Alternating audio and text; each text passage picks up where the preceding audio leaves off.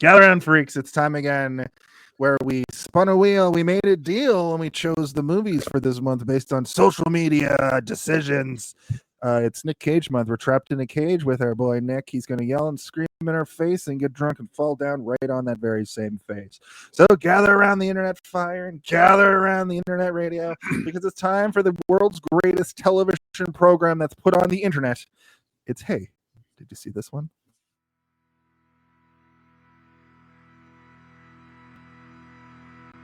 Behold, the odyssey of a chameleon of the silver screen, a sorcerer of chaos and introspection who weaves through genres with unmatched finesse.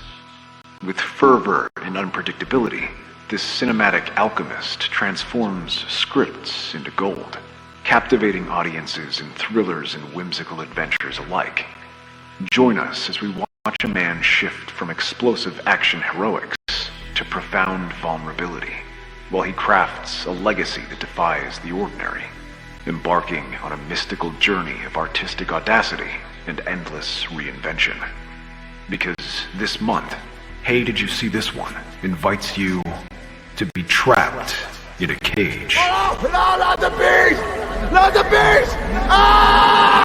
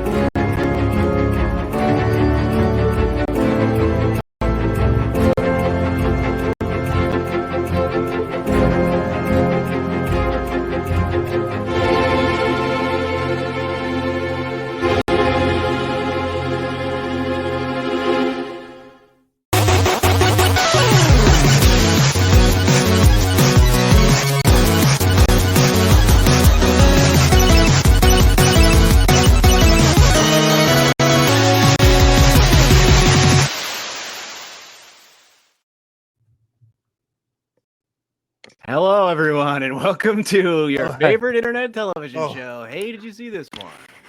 Sorry, I was just getting into the spirit of the evening. Yes, welcome to Hey, Did You See This One? The weekly roundtable discussion, review, reaction podcast where we talk about all kinds of different movies. So let me break it down for you. It's November through all of October. We ran a tournament. There's an episode you can go back and watch where we spun a wheel with something like 40 Nic Cage movies on it, 55 Nic Cage movies on it, and we picked 16, and we had you, the viewer, sort of pick who would win between these different matchups. You can see, I don't think Leaving Las Vegas went up against Drive Angry, but that was an example of it. Was that one of the matches? I believe it was, yeah. Well, there you go. So people picked Leaving Las Vegas and made it all the way down to the sun. I can't remember. You did make a preview one that was just like, here's a placeholder. The one was The Rock and Con Air. I don't know, unless I made this for fun for some right reason. Fun, right? But what ended up happening is the four oldest movies the wheel ended up choosing made it through the semifinals. Those semifinals are sitting. And over the next 3 weeks, we're going to take the remaining four and we're going to pare those down. But I'd like to do the first two movies first so people can sort of see. That said, this is Nic-Vember, Trapped in a Cage, Nicolas Cage Movies Month. The first movie up is Leaving Las Vegas. This is episode 158. If you're playing at home, it's season 3, episode 9.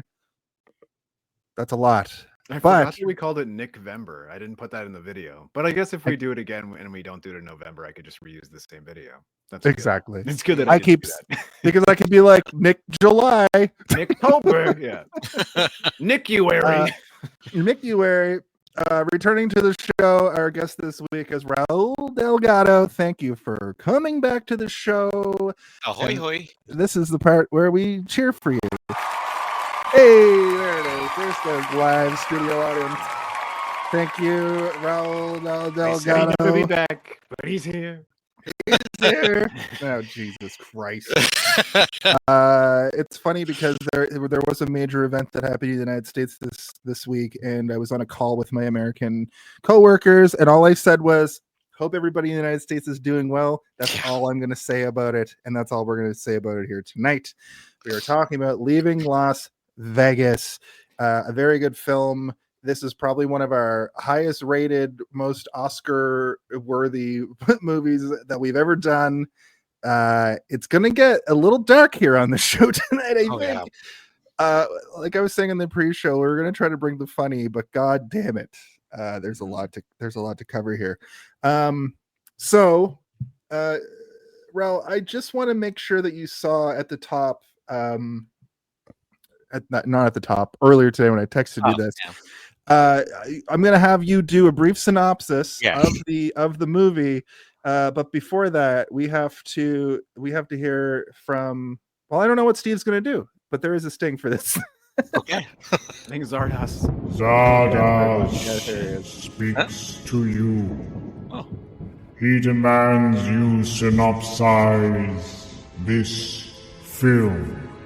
Tell him how, why, who, what occurs in this film. We had the same idea, Steve. Yeah, so just give us a brief sort of in summation of what happens in this film. Okay, so brief summation. Nic Cage plays a guy that's at the end of his rope, an alcoholic, and he is going to Las Vegas to basically spend as much time as there as possible, or the end of his life basically there as possible. No spoilers, but also if you haven't seen this movie already, I mean, I'm sorry. And there he also finds someone that's also kind of getting themselves lost in Las Vegas, and yeah, they're these star-crossed lovers that like are kind of at the peak of excess, both of them, and they kind of trauma bond based on that. And what they have is a trauma bond, but in its own way, it's kind of beautiful, but also sad. But kind of beautiful, but also sad. and yeah, that's basically the synopsis. Not too much happens in the movie. Even at the beginning, I thought like the Russian mob stuff was going to be a bigger play, but then it just kind of goes away. And then it was almost immediately. Yeah, it's like, almost immediately. And then it was almost like, it was so funny because it was like, oh, I thought this would be a love triangle thing. No, she's like, oh, okay, let's make my choice much easier. I guess Nic Cage, would you like to go out on a date now? Like, yeah, I thought that was an excellent. Let's go on a date. yeah.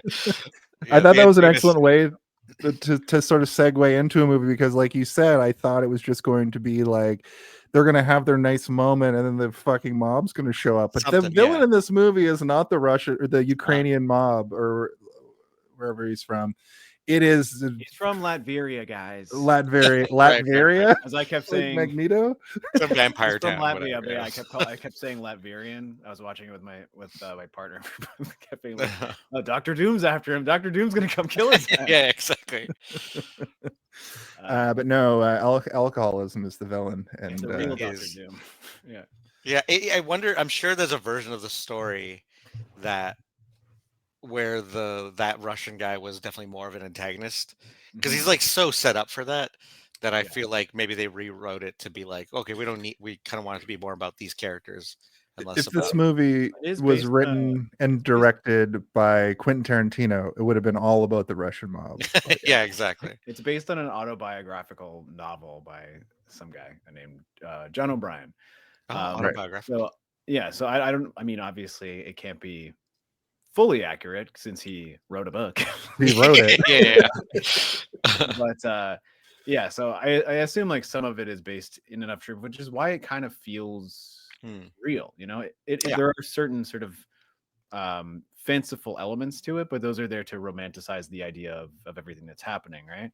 but a lot of it does feel very much like this could happen. Like there's nothing questionable. You're like, yeah, right. Like that would ever happen. Like almost everything that happens, even the things where you're like, oh god, you're like, yeah, that probably happens all the fucking time. Yeah, exactly. Yeah, I mean, I've been to Las Vegas a couple times, and there are people. I recall seeing people on like the public transport, like on the bus. There's a bus that goes up the strip, and I saw a woman who clearly like came to Las Vegas and never left. And you see these like lost souls all over the place. And what's crazy is like you leave the strip and go into like Nevada, and there's just normal people who talk about the fact that like we never go to the strip because it's so depressing and so horrible. And I think that's sort of the story that is told from Ben's point of view, where he's like, I think he's like a Los Angeles writer. It's kind of unclear if he's like a screenwriter or a book writer. We'll get into that when we talk about the movie. But he's like his mind says, I'm going to just go to Las Vegas and drink myself to death. Kind of gives himself 45 days. That's sort of discussed a little bit. And he says the very important line to Elisabeth Shue's Sera, never tell me to stop drinking. And we'll explore all that and discuss all that once we get to it. But before we do that, let's talk about our brief history with this film. What? A brief history? A brief history? A brief history! It sounded like an impression of an intro to some song. And I was like, and then it came on. I usually do that when I'm like, I can't find it. How do I find it? Raul, I want to be reminded. Is this your third time on the show or your second time? This is my second time, I believe. Second time. The net was the first one. Yeah, I was looking back at old episodes, and I think you were here before all of this the nonsense. I think we had our old co-host that used to be on the show, and we had no stings. So you're in for a treat tonight, my friend. It's going to be a lot for you. Many stings, some would say. For every single moment. Sting the musician and Sting the wrestler both called me and said, "Stop." Cease and desist. Yeah. Sting does lounge music in this very film. I was gonna say, I thought that sounded like Sting. Okay, that is Sting. Confirmed. Thank you. It's confirmed Sting the wrestler, actually. Right, sorry. But yeah, on Hey Did You See This One, the guest always has the first say. So why don't you give us your brief history with Leaving Las Vegas? This is my first time seeing Leaving Las Vegas. I knew about the movie, heard about the movie, and had it built up a lot. As being like, oh, this is like Nic Cage is like one of his better films, acting wise, and like, or really standout moments in his career, and yeah, and so like watching it for the first time was really nice, but it was also like, it's cool to see a Nic Cage performance where it's like, it reminds me why I show up to his movies sometimes, because like every once in a while he'll give up a real golden nugget of a performance that's like so good, and like and yeah, this was like one of those moments where it's like, all right, this guy's really good. He's super committed, and if the right director shows up and the right script, and then his performance like meet in this perfect moment, and you get like some really great scenes in the movie. And I don't know if do we talk about those scenes yet or no? We don't. Not yet. No. We will. We will. My history with it is I had no history, and this is the first time seeing it. I do love Nic Cage. I appreciate him as an actor. I don't think he's like the greatest actor, but I think he can be when like I said, when the right script, story, and like character and his acting all come together, like it can be awesome. And there's nothing else like it. And this is one of those moments for sure. Absolutely. I saw like a brief little interview with him recently where he was talking about like he has 5 movies out of his entire 45-year career that he knew he had to make, like where he read the script and he's like, I have to make this. It's going to be one of the best things I've ever been a part of. And this is one of those movies. It is the movie that he won his Oscar for. And makes sense. There's absolutely no question that he deserved it, because this performance is wild. Like it's got a lot of layers to it, and like it's funny at times, it's scary most of the time, and it's really sad. Interestingly, the other films in that list are like Raising Arizona, Vampire's Kiss. There was I think Renfield most recently, and there's a fifth one that I can't recall, but like it's crazy that Renfield is on his list of like that was a script I read and I needed to do it. Oh, There's that was really also- on his list. Okay. Renfield's a fine Renfield's movie. I okay. don't know if Yeah, it's yeah. better than, you know, but it's all he also has this like Renfield was on the methodology. list, really? Yeah, that was one of the five. That's why it stuck Maybe he out in just my really head. wanted to play Dracula. He's He like, really wanted to play Yeah. Dracula, but it sticks out to me because also like he doesn't like read his scripts. Also, he kind of just he takes a movie role and goes in there and just does Nick Cage. So when you see like a role like this where he's not just playing Nick Cage, he's playing a very like meticulously well acted character. It's off-putting. I was expecting to be like A, B, C, D, but he's very reserved and plays this character very well.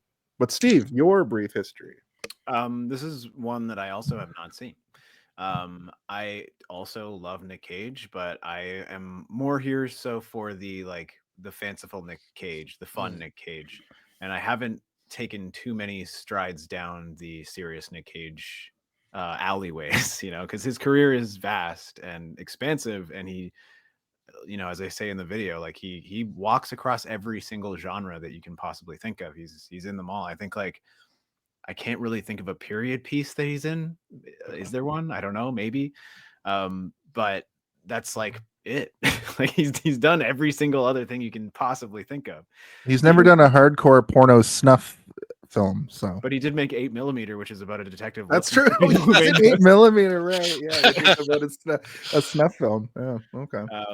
But yeah, it's, you know, I've seen, when we were doing the wheel, I'm like, I've seen almost every Nick Cage movie. And when we did the wheel, almost every Nick Cage movie that I haven't seen ended up for the final. So I'm like, this is crazy. I'm gonna get to watch all these movies I've never watched before. And I don't know if I ever would have really watched this movie had we not done this episode, specifically because I know how heavy the subject matter is. And, you know, I've talked to my friends who are, you know, in the film world and very, you know, steeped in it, and, you know, people who do reviews and things, and they're like, oh man, that's a heavy one, but it's so good, like you're gonna have fun with it. And it's like, you know, I guess if you put fun in quotations, yeah, you can define anything as fun. But I am glad that I watched it, and I was enthralled like the entire time. I was taking notes for maybe the first, like up until the title comes up of the film, and after that moment, I like put my notepad down, and then I forgot about it, and I forgot to pick it up because I was just kind of like on the ride of the movie, and I never, my attention never was like, I need to write a note about this. It was always just like, what the fuck? I was thinking about everything so heavily that like it was, I went into this like void of introspection rather than being like, I should take notes so that I can talk about this introspection on the show. It was too much being like, oh, like, this is so much to deal with. It's gross, it's vile, it's sad, like there's so many, it's a roller coaster of emotions. But yeah, the first time I watched it was while I was cutting through that video, I ended up having to scrub through. So I'm like, okay, maybe I won't put too much from this. So I kind of selected just the first maybe like 15 minutes of the movie, and I'm like, I'm not going to take anything else from the rest of the movie. I'm just going to use this because I don't want to like spoil myself as to what's going on in the film. And then I watched it in full last night, and I'm glad that I watched it with somebody because we could have these sort of like sighs and grunts of like, oh, and like, and you can understand that like at least someone else is feeling the same emotions that I'm going through right now. You know? This isn't just me like turning my nose up at what's happening in this movie. But yeah, my first time, and I enjoyed it, and I'm looking forward to giving it a rating at the end because it's not going to be funny, I don't think, but maybe I'll try. It's definitely like I was saying, it's one of the more heavy films that we've done on the show. I get to the last sort of half hour and I go, oh, we have a guest who's only been on the show once, and I saddled him with this. Listen, we had way too much fun on the net. We need to give you yeah. Just for you to write down. Yeah, I have notes for sure that I like you. It's funny. I was taking notes too at the beginning, and then after a certain point where like I was just charmed enough by the characters that I was like, I stopped taking notes. Yeah. it's one of those movies too where I'm trying to take notes, but I'm trying not to miss stuff. So it's rare that I like to watch a movie without, play it where it lies. I don't like to rewind, especially when I'm like I'm locked in. But this movie, there were parts where I had to like just rewind 30 seconds, rewind a minute to just like, did I just see what I think I saw? And this was a heartbreak, and I've never felt happy and sad at the same time the way this movie made me feel, like so many times. Like there's these large swaths of like them having a great time, and then it's almost like the way the filmmakers made this, they wanted to let the moment go a little bit too long, let that emotion ride a little too long into the sadness you feel in real life and real relationships sometimes. And obviously from my point of view, I've never been in a codependent relationship to this level, but I have been in those moments where everything is going great and then something will mess it all up. As far as my brief history goes, same. I was aware of it. I was aware of the cliche or the trope of the person going to drink themselves to death, but I had forgotten that's what this movie was.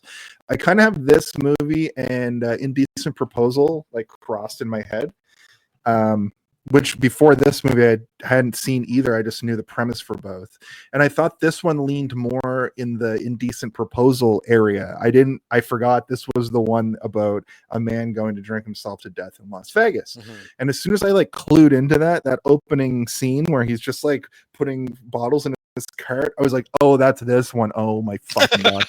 I have alcoholism runs in my family. I've dealt with alcoholism in my life. During that scene where he's like putting all the bottles in, I was watching with Danny and I was like, hey, that's us during the pandemic. We would go to like the LCBO and we just like just ordering flats of beer Let's get to your hammered house for a week. Yeah. So my brief history is very brief. I do sort of recall it being on Showcase when we were teenagers, but I think much like I didn't like watching horror, I think these like higher concept like dramas also sort of made me feel that feeling of like the suspense of what horrible thing is going to happen next. I didn't really dive into. I could handle something like a Quentin Tarantino film if it was like Reservoir Dogs, watching it like late night on Showcase. But if this was on, I wasn't looking at it for the high concept drama. I was looking for nudity. I'm not going to make light of it here. I just want to say that would have been more so what I was looking for on Showcase. 13-year-old came for the tits, stayed for the heart wrenching performance. Heart-wrenching heartworms. Yeah. But that's so funny. I think this film is fucking. It's so good. It's great, undeniably. Yeah. So yeah, we're gonna have a good conversation. I just hit puberty again for the first time. You're parked illegally. You're parked illegally. Yeah, I don't even know. I want to do it. Be a part of it. Well, I'll send you the video after this so you know what we mean. But you're perfectly welcome to say you're parked illegally. You're parked illegally. Do you guys, unless anybody has anything to say about the director, I'm not familiar with his body of work, so I don't have a ton to add. Well, let's go into that segment. We'll just sort of do an overview of all right. All right. Quiet on set. Are we rolling? Okay, let's shoot this piece of sound, speed, action. That's right. This is the segment of the show where we talk about the director and sort of the filmmaking aspect of the movie. Mike Figgis, who, like Steve said, I also don't know much about. Looking at his body of work, it looks like he made a bunch of sex dramas. I think that's safe to say. I was going to ask big time, and I was going to ask you guys, like, whatever this film is, does this fall into the same sort of realm as what was that movie called, 9 Weeks? What was the movie where they eat food and have sex with each other for 90 minutes with 8.5 weeks. What's that movie? I don't know. Son of a bitch. It's got. Listen, It's if got. you what's want to his know name? these things, you got to look them up before the show and not expect me to tell you. 9.5 weeks. There we go. Yeah, not answering wasn't good enough. Yeah, asking us. Mickey Rourke and Kim Basinger. Where it's an erotic. This is the point I wanted to make. This movie is classified as an erotic romantic drama. Mm-hmm. And when I saw that as well, and I was like, oh, this movie's gonna be super horny. How do you talk about a movie that is a sex movie? But it's not really. There's sex stuff, but it's not. It's far less horny than striptease was, or what was that movie? Showgirls. And that's what I wanted to say too in my brief intro. Less fun than Showgirls though too. It's way less fun than Showgirls. Yeah. But this movie has a similar like trajectory as Showgirls. But Showgirls is like a cartoon show about strippers, whereas this is like a hard pill to swallow about alcoholism and prostitution and what it means to be a sex worker in Las Vegas or just in general.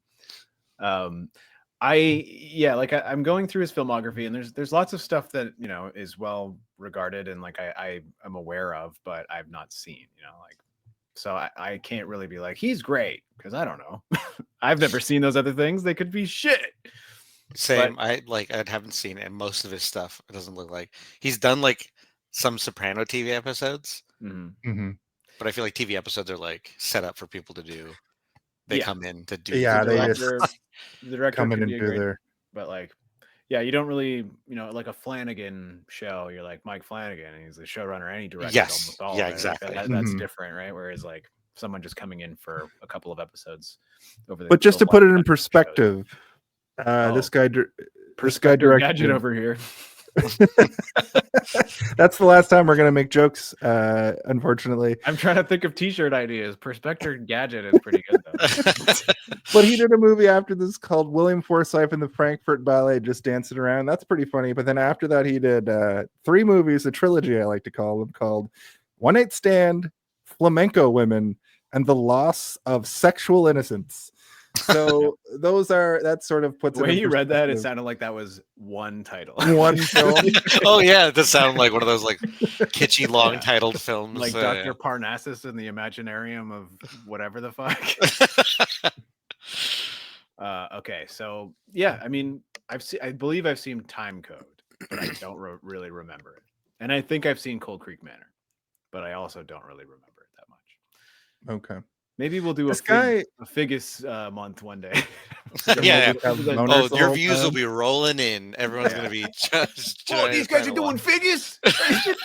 They're doing freaking Figgis films over here. All these movies remind me of when I would go to the like not Blockbuster video stores when I was a kid. There was one called Video Difference in Halifax. And you would go to like it had 3 floors, and one of the floors was like weird, like David Lynch style, like indie movies, and all of these Figgis movies, I'm sure, were in there, including this one. This is probably his biggest movie, and I was thinking about it today. I imagine this guy making all these weird erotic dramas, and then this movie gets Nick Cage, and Nick Cage puts out performance of a lifetime, performance of a generation. And pops he pops an Oscar, and he's like, that wasn't supposed to happen. That's what this feels like looking at his movie. Well, I mean, it kind of speaks to also like 90s style of or recognition of director and what their duty was back then. Because now it's like now the director is so like everyone's paying attention to who the director is now. Yeah. I feel like everyone like knows they're Christopher Nolan's. Even your casual viewer knows they're Christopher Nolan's. Before that was reserved for like people who only knew Quentin Tarantino back in the early 2000s and late 90s. Yeah. But now it's like everyone knows your Christopher Nolan's. Everyone knows the director of like Denis Villeneuve is like more casual person might know Denis Villeneuve now. And so like back in the day, it was like you could have a guy direct a movie, have Nick Cage give an Oscar-winning performance, and then no one will even think about the directors.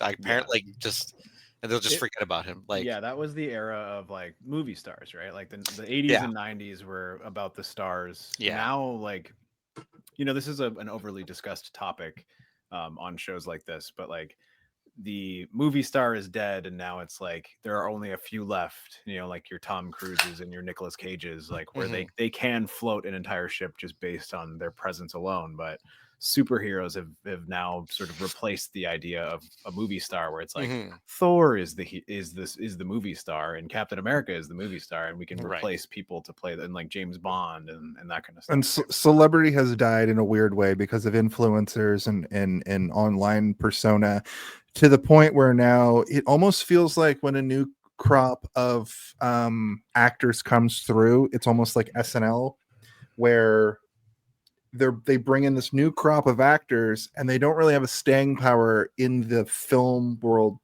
the way they used to. They end up going and doing their own things based off the like 1 or 2 movies they're in, and they usually end up on TV, because nowadays it's not taboo the way it was in the 90s for you to be a big movie star and then go do television. Like, to case in point, Nicolas Cage is the voice of Spider-Man Noir in the animated films, the Spider-Man Across the Spider-Verse movies.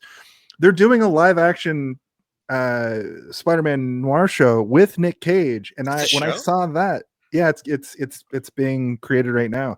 And when I saw that, I was like, that's crazy. You don't really see Nick Cage show up in television. He's one of those like that last bastion of these actors. But you see Meryl Streep show up on Only Murders in the Building, and she's not even the biggest actor that's come through that show from film and TV, from movies, right? So this 1995 was like the pinnacle of you do movies, and that's what you do. And Nick, hey, 1995 called it wants his movie stars back.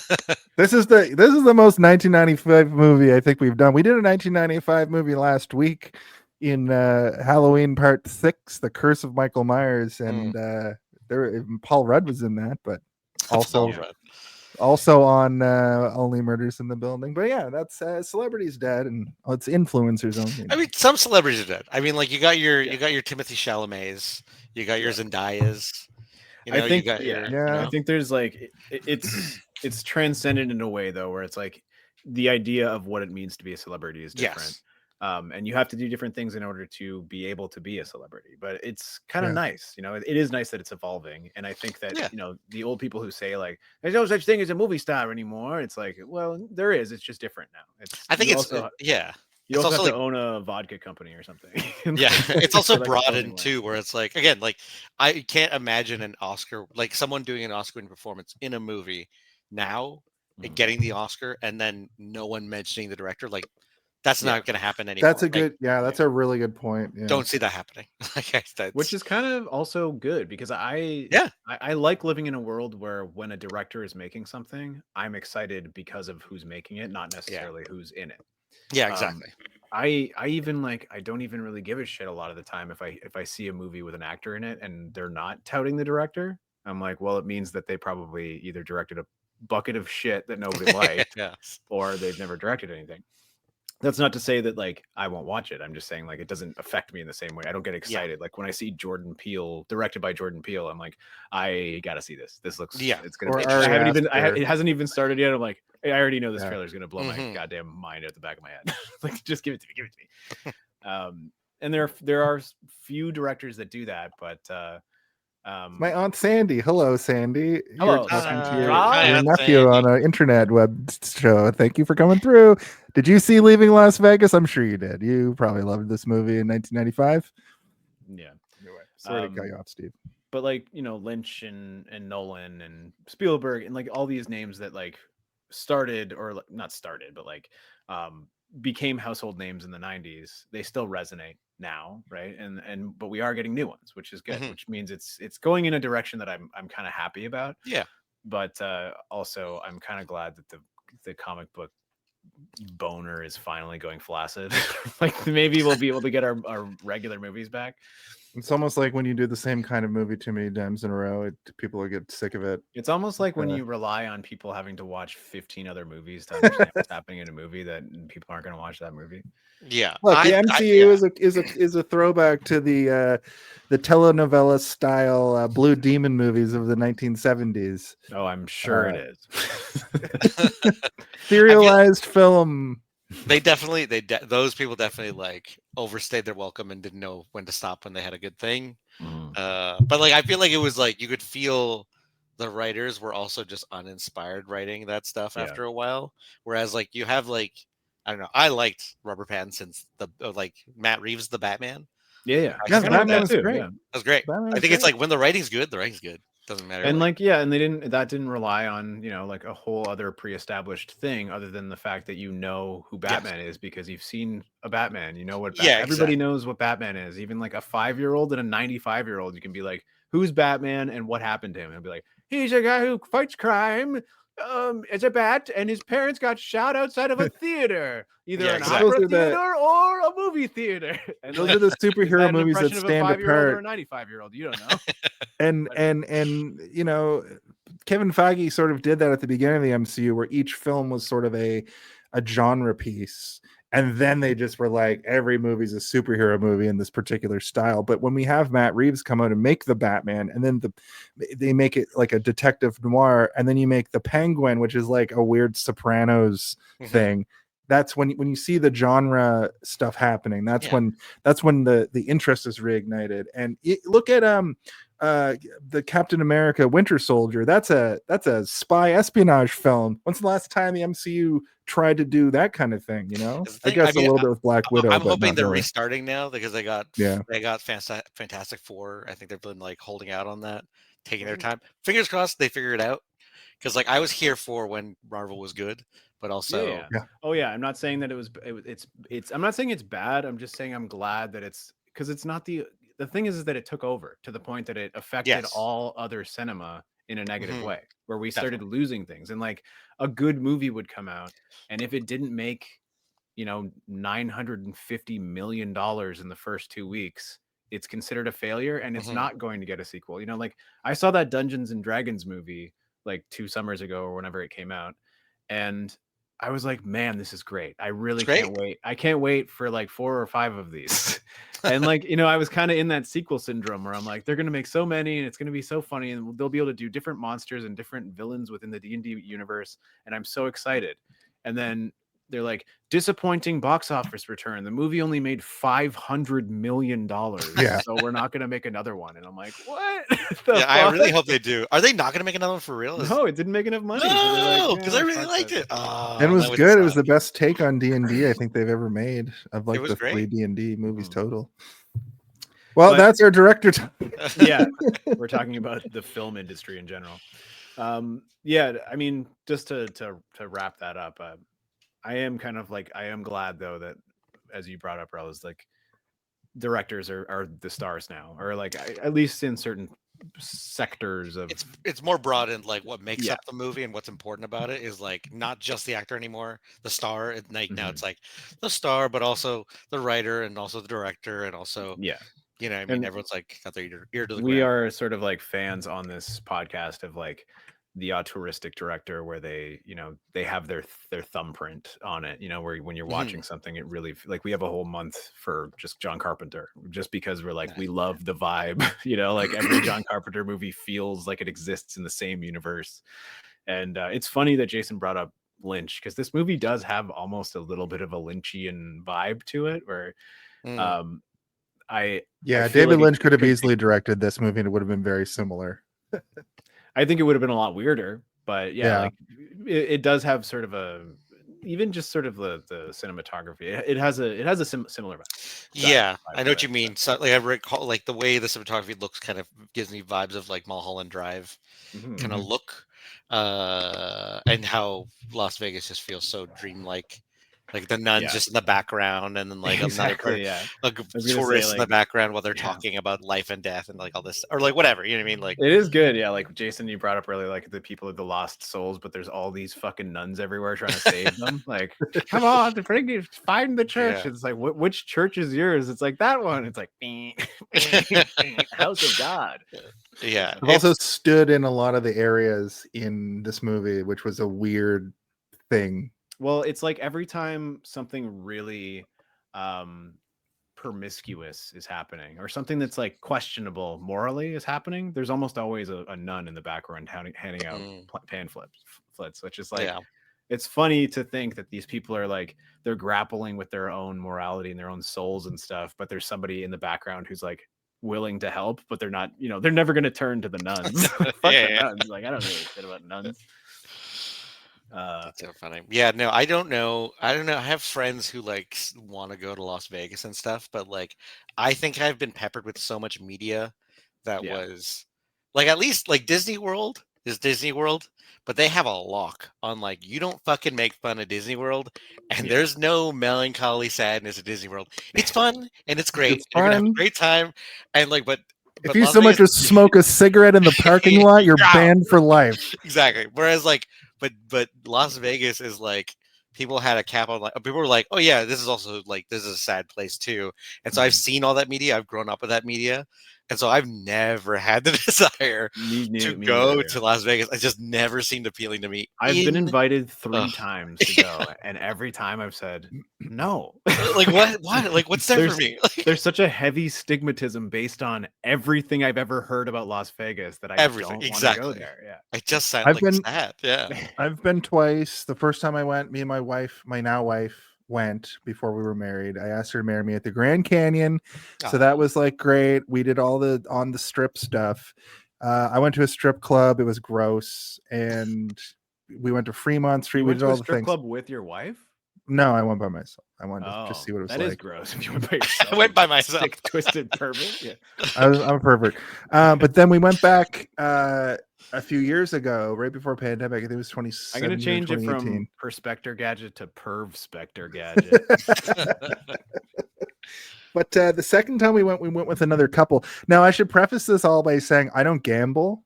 I'm mostly just there to see the things. I saw all the things the first time. I did all the things I wanted to. So the second time we went, we were trying to look for stuff kind of off the strip. We went to like a pinball museum, and we did more touristy stuff. But the second time I was there, I realized I never needed to come back here a second time. Right. Las Vegas is one of those places you really only need to see once, unless you're into gambling or pure debauchery, or if you're like running away from your small town to go become a showgirl. Like, it's not a place, it's not a destination location to like want to go multiple times. Or if you're like a shitty bro, like if you're gonna go there with your bros for a bachelor party with your bros, like I could see the draw. Yeah. I've met people that You like that who want to go gamble. Dirtbags love these motherfuckers. I love it. I love going to Las Vegas. Whoever existed. Yeah. I think if I went there, I would probably look for like a creepy John Waters-esque old gay man and, try and sugar daddy it for a week or something. And be like, all right, Steve, come on down. Let's go play some craps. Blow on my dice. Before we get to the body here, I will say that the scene where he gets punched in the face by like the guy's boyfriend, I'm pretty sure I've been in that bar. And the scene where she meets the 3 guys, I have been there. I met a Spider-Man and a black suit Spider-Man impersonator there who did that thing that happens in Los Angeles as well, where like you walk near an impersonator and they're like, "Come." You met a black suit Spider-Man? He differentiated them by their Spider-Man spider race. Oh, so you're like this, and then you turn this way anyway. You have that just ready to go? Yeah. That's amazing. This is where we are. This is where Hey Did You See This One has evolved to since the last time we were here. I should not have known that exists, because now I'm like now I would have like planned moments to set up for that. Hey man, mention the Power Rangers and see what happens. Oh man, don't even get me started on the Power Rangers. Okay. All right, perfect, nailed it. That's you want to go into the body of the episode? That's enough director talk. All right. Ho!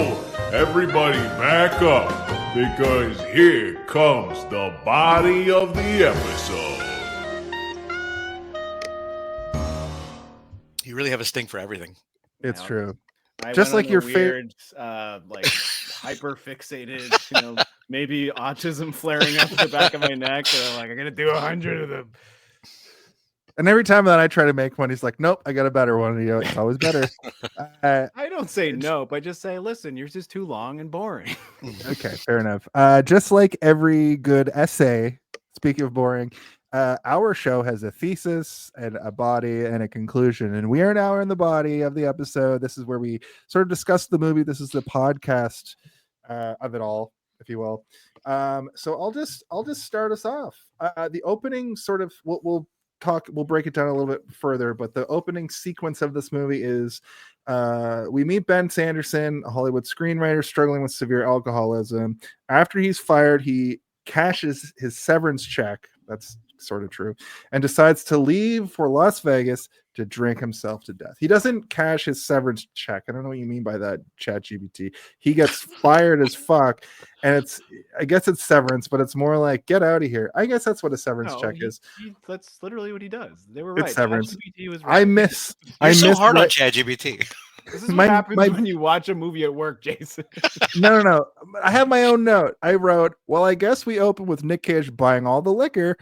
The guy from Wings and Richard Lewis, young Nic Cage showing up looking crazy-eyed and wasted. The guy from Wings and Richard Lewis. Yeah, Richard Lewis. The guy from Wings is Steven Weber. Yeah. I kept being like, man, Richard Lewis really hung on to the same hairstyle for fucking 4 decades. Insane, that hairstyle, and it's so distinct. I'm like, yeah. I thought when I saw him in Robin Hood Men in Tights, I was like, oh, this is a wig that he has on as a character. I forgot that he's in that where his mole keeps moving. Yes, yeah. But no, that's just his hair. That's just his regular hair somehow. I have a fun fact. Do you want to hear a fun fact? Nicolas Cage spent 2 weeks with real-life alcoholics to perfect his portrayal, even filming scenes while intoxicated to capture Ben's authenticity. That's not fun interesting. at all. Like, there are moments in this movie where I'm like, he is doing the best drunk face that I've ever seen. Actually drunk, yeah. You know when like you're really, really drunk and you're trying to kind of keep it together and you just like hyper focus visually on something. Yes, like when she gives him the shirt and he's like staring like at the tag or something, and I'm like, and he's just not looking away from it, and you know, even when he moves his head, his eyes are still kind of focused on the tag, and I'm like, that is a drunk thing. That's a thing you do when you're drunk so that you don't barf everywhere. I think the best acting in this movie though is his portrayal of delirium tremens, or like alcoholism tremors. I've never seen that in a movie before. I've never experienced it personally. Delirium tremens sounds like a rapper or something. And now sounds like delirium tremens. Well, I'm drunk and I'm here to say I drank everything every single day. USA. Okay, this is where the comedy has to end now because sadness. Yeah. Chucky. Oh, geez. He loves alcoholism. Yeah, his metabolism doesn't work the same way as ours, so he can just drink forever. He's a doll. It's like the Wolverine. So yeah, the opening of the movie it's jovial, but like, you know, you're not certain, you know, on further analysis of like, I've seen the movie now and thinking about that opening sequence, has he already made the decision? Does he want to die already? And I think the answer is maybe. Like he definitely thinks about it, you know, like he's destroying his life at every single opportunity that he has. I think from this opening sequence, what I gathered was that he lost his wife and kid. I have a theory that we'll get to once we get to like him going to Las Vegas, but I feel like alcoholism took away something in his life and he doubled down on it. He was hard up for money. He had a job, and this was him not quite at that moment yet where he's like, I'm gonna go kill myself. I think he's just in alcoholism. He's just a drunk. Actually, you know what? I'll just say it now. Hold on. You're doing your theory? I'm gonna do my theory. If you have a theory, just say I have a theory, and then we'll play that thing. I think it's never fully explained why his wife left. I think it's because of alcoholism, but ultimately it's never explained why he started drinking. And I've theorized that his kid either died or he killed his own kid from hitting with a car or drunk or something. And I think that's left open-ended for you. It's never really brought back up throughout the movie. It's kind of like he does mention it once, but yeah, it's never explained. I'm a father. And also they show that when he's leaving the house, the bike is the only thing he leaves behind. Well, he also, when he's when the hooker is like stealing his ring off his finger, he says, "My wife left me because I drink. I started to drink." And then he's like, "And then I started to drink because my wife left me." So it's like he did start drinking before she left him. But yeah, he never mentions the son. But I do think the son is shown in pictures. I think that my big theory is that the whole reason happens because their kid dies, whether it be from like a disease or if it was self-inflicted. But yeah, I think that him killing his son is probably not it, because he would probably be in jail if he did. Right, but like it could have been. And it's also like that would make his character even more of a scumbag. I think that somebody turning to alcoholism, it would also explain why people are so generous to him at the beginning, but they're also at the end of their rope being like, "I can't help you anymore. Get out of here and don't drink it all in here, all right? And now I got to go talk to my friend Larry David over here." "You put on too much caviar on this cracker over here. Don't you know there's an allotment?" What are you, the caviar police? I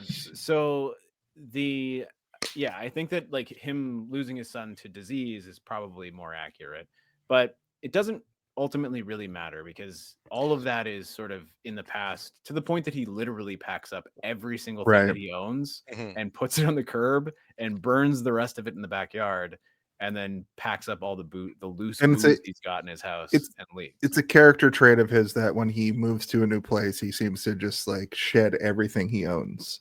Yeah, he even burns like his passport and stuff, like he's not just burning, he's burning everything that is connected. He knows he's gonna die. Like he knows it's over. It's like it was notable that he like even has an emotional like reaction to seeing the kid's bike.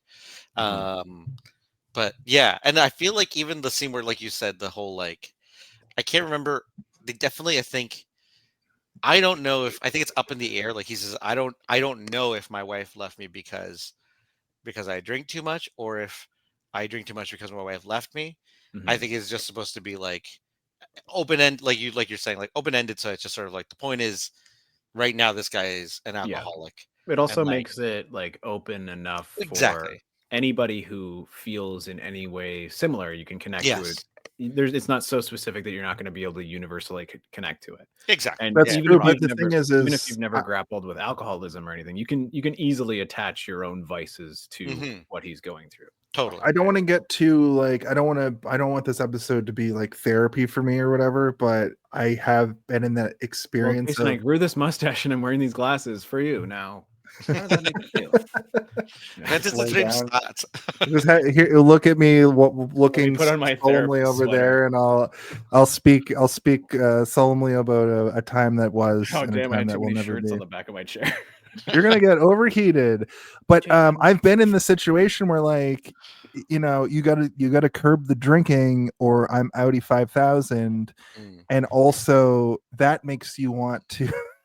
Where'd you get a notepad from? I have them everywhere, Jason. Now continue. But also, I wanted to drink harder because of the fact that the ultimatum was brought up. So I kind of, on a much smaller scale than this like super heroic charge to kill yourself with hard liquor, I have experienced like I identified with Ben in a lot of ways for a past me. That it did exist. I just never got into drinking hard liquor, so I think that sort of saved me in a lot of ways. I just like beer. I just love a delicious beer, and you can only get so drunk off beer.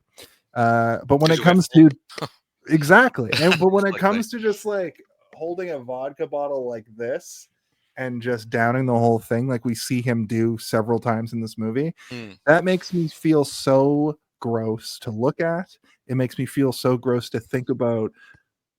The moment, like you guys have been hungover and woken up in the middle of the night hungover. I'm hungover right now. But the last thing you really want to do when you're like the level of hungover this guy's probably experiencing for most of this movie is hit the bottle, and then to the point that like it's a body response, you know, it's an addiction response that he has to hit the bottle so hard, or else he gets delirium tremens, he gets the fucking liquor shakes, and I know it's a funny thing. It's also called Jake Leg.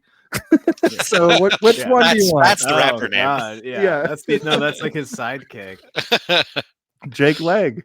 Yeah. So it's crazy that there's not a lot of movies that explore this, but this one really it resonates with me on that level. If I had never left Halifax and moved here and switched my life around, I think that seeing this movie at my age with on a different path might have hit me a little bit harder, but it still hit me pretty hard considering that's who I could have been, Yeah,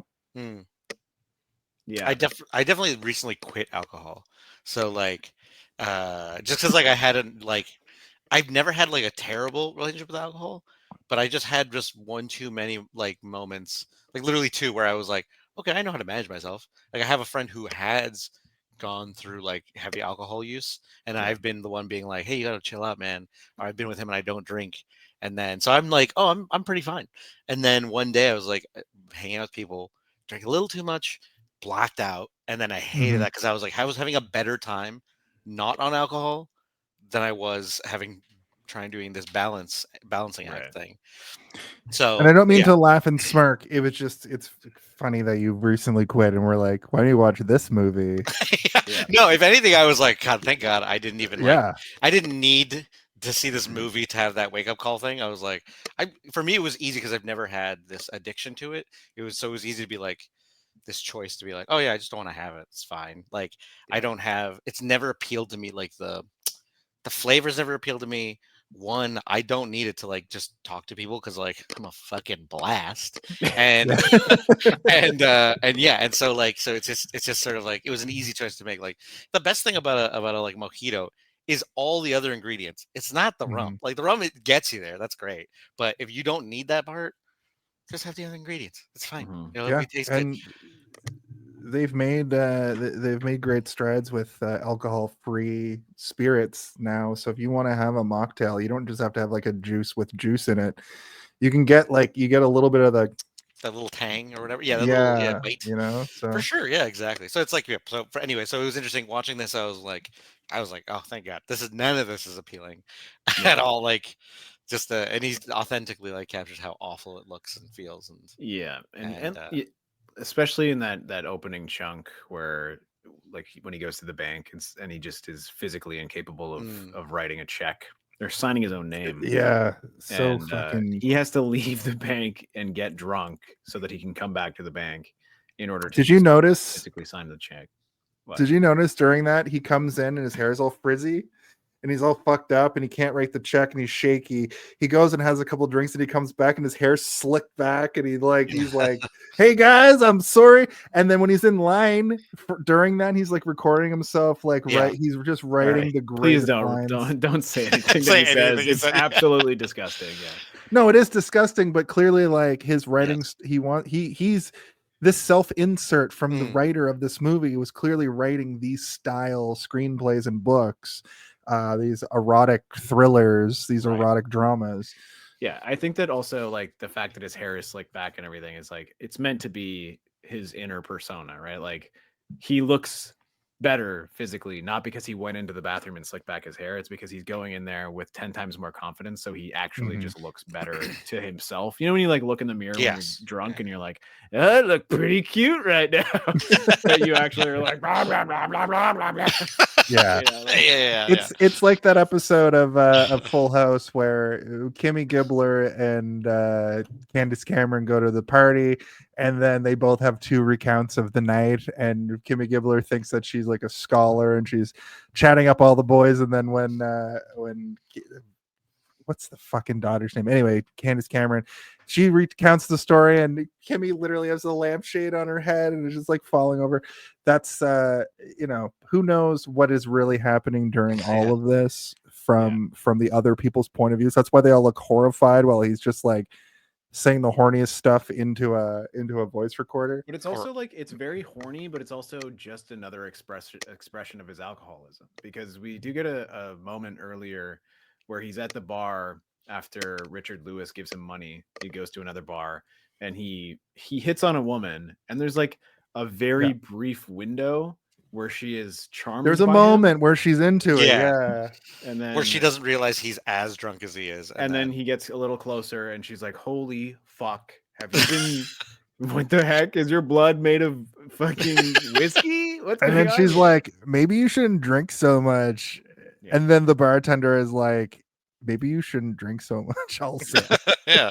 Well, the bartender even like tells him like, step away from her, like get further away from her. Move. Yeah, you're too close. And because the bartender is probably one concern for him, but also like, you're scaring away my fucking customers, bro. Yeah, exactly. Like, Jesus Christ. She probably would have stuck around for another hour or two and bought some more drinks, but now you've literally scared her out of the building with your whiskey breath.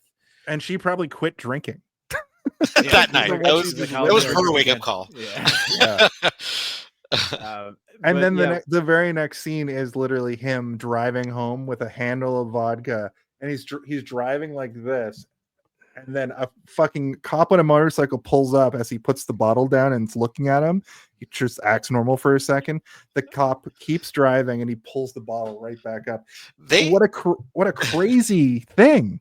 They also look at each other back and forth for a while. A while where I was suspicious. I was like, am I drunk? Like, is this movie making me drunk? The cop is like, did I drink too much? Did I just see that guy? Yeah. Because like, or am I drunk? You don't see the face Nick is making to him, right? Like he's looking over and over again. And like, time. Is he like, hey, you know, like, good night? But like, from the cop's perspective, is he like, is he completely fine? Clearly, he's fine because the cop doesn't be like, I have to pull you over now. Yeah, exactly. And if he did, he would have had a 60 or like a 40 of vodka just between his legs. And also, he would have blown a fucking full 2.2. He would have blown a 2. And then he goes to the nudie bar, and there's a really great scene in this nudie bar where, like, he basically falls out of his chair watching this girl take her top off. But then there's that weird sequence, I think, with the prostitute where the sound goes out and he says something and it's like it sounds far away, like it's muffled. And I thought that was a really interesting way to show blackout. Because we've all been blackout drunk here. When I was watching that, Danny was like, what did he say? Why is it so quiet? Did your volume go quiet? And I'm like, that's, I think, supposed to be the representation of like the next day you wake up and you remember you remember saying something, but you don't remember what it was. And it's like a void in the back of your head, but you cannot, for the life of you don't know what you said, but you do remember that you were there saying something. It's also, it wouldn't surprise me if it was a choice by Nicolas Cage, because again, he's a crazy actor. He's pretty, he could be a weirdo, but like he could be a real weirdo, but he has these choices that sometimes are done kind of like Crispin Glover, sort of, where they do these kind of interesting choices that are weird, but I get why they did it, and it kind of is good for the story overall. And like when he is drinking that like alcohol in the strip club, like he's very much acting like a guy that's climaxing, like he's like jizzing in his pants. Like exactly. And it's like, okay, obviously for Nick Cage, like this is Nick Cage saying this is this guy's sex. This is this guy's. Yeah, he needs to get drunk and like he can just look at a woman, and if he's drinking a Mickey to completion, it also finishes him to completion as well. Yeah, this is his. Yeah, this is. That's how I read that as well too. And I was I'm like, I think in my notes I wrote, "Did he come?"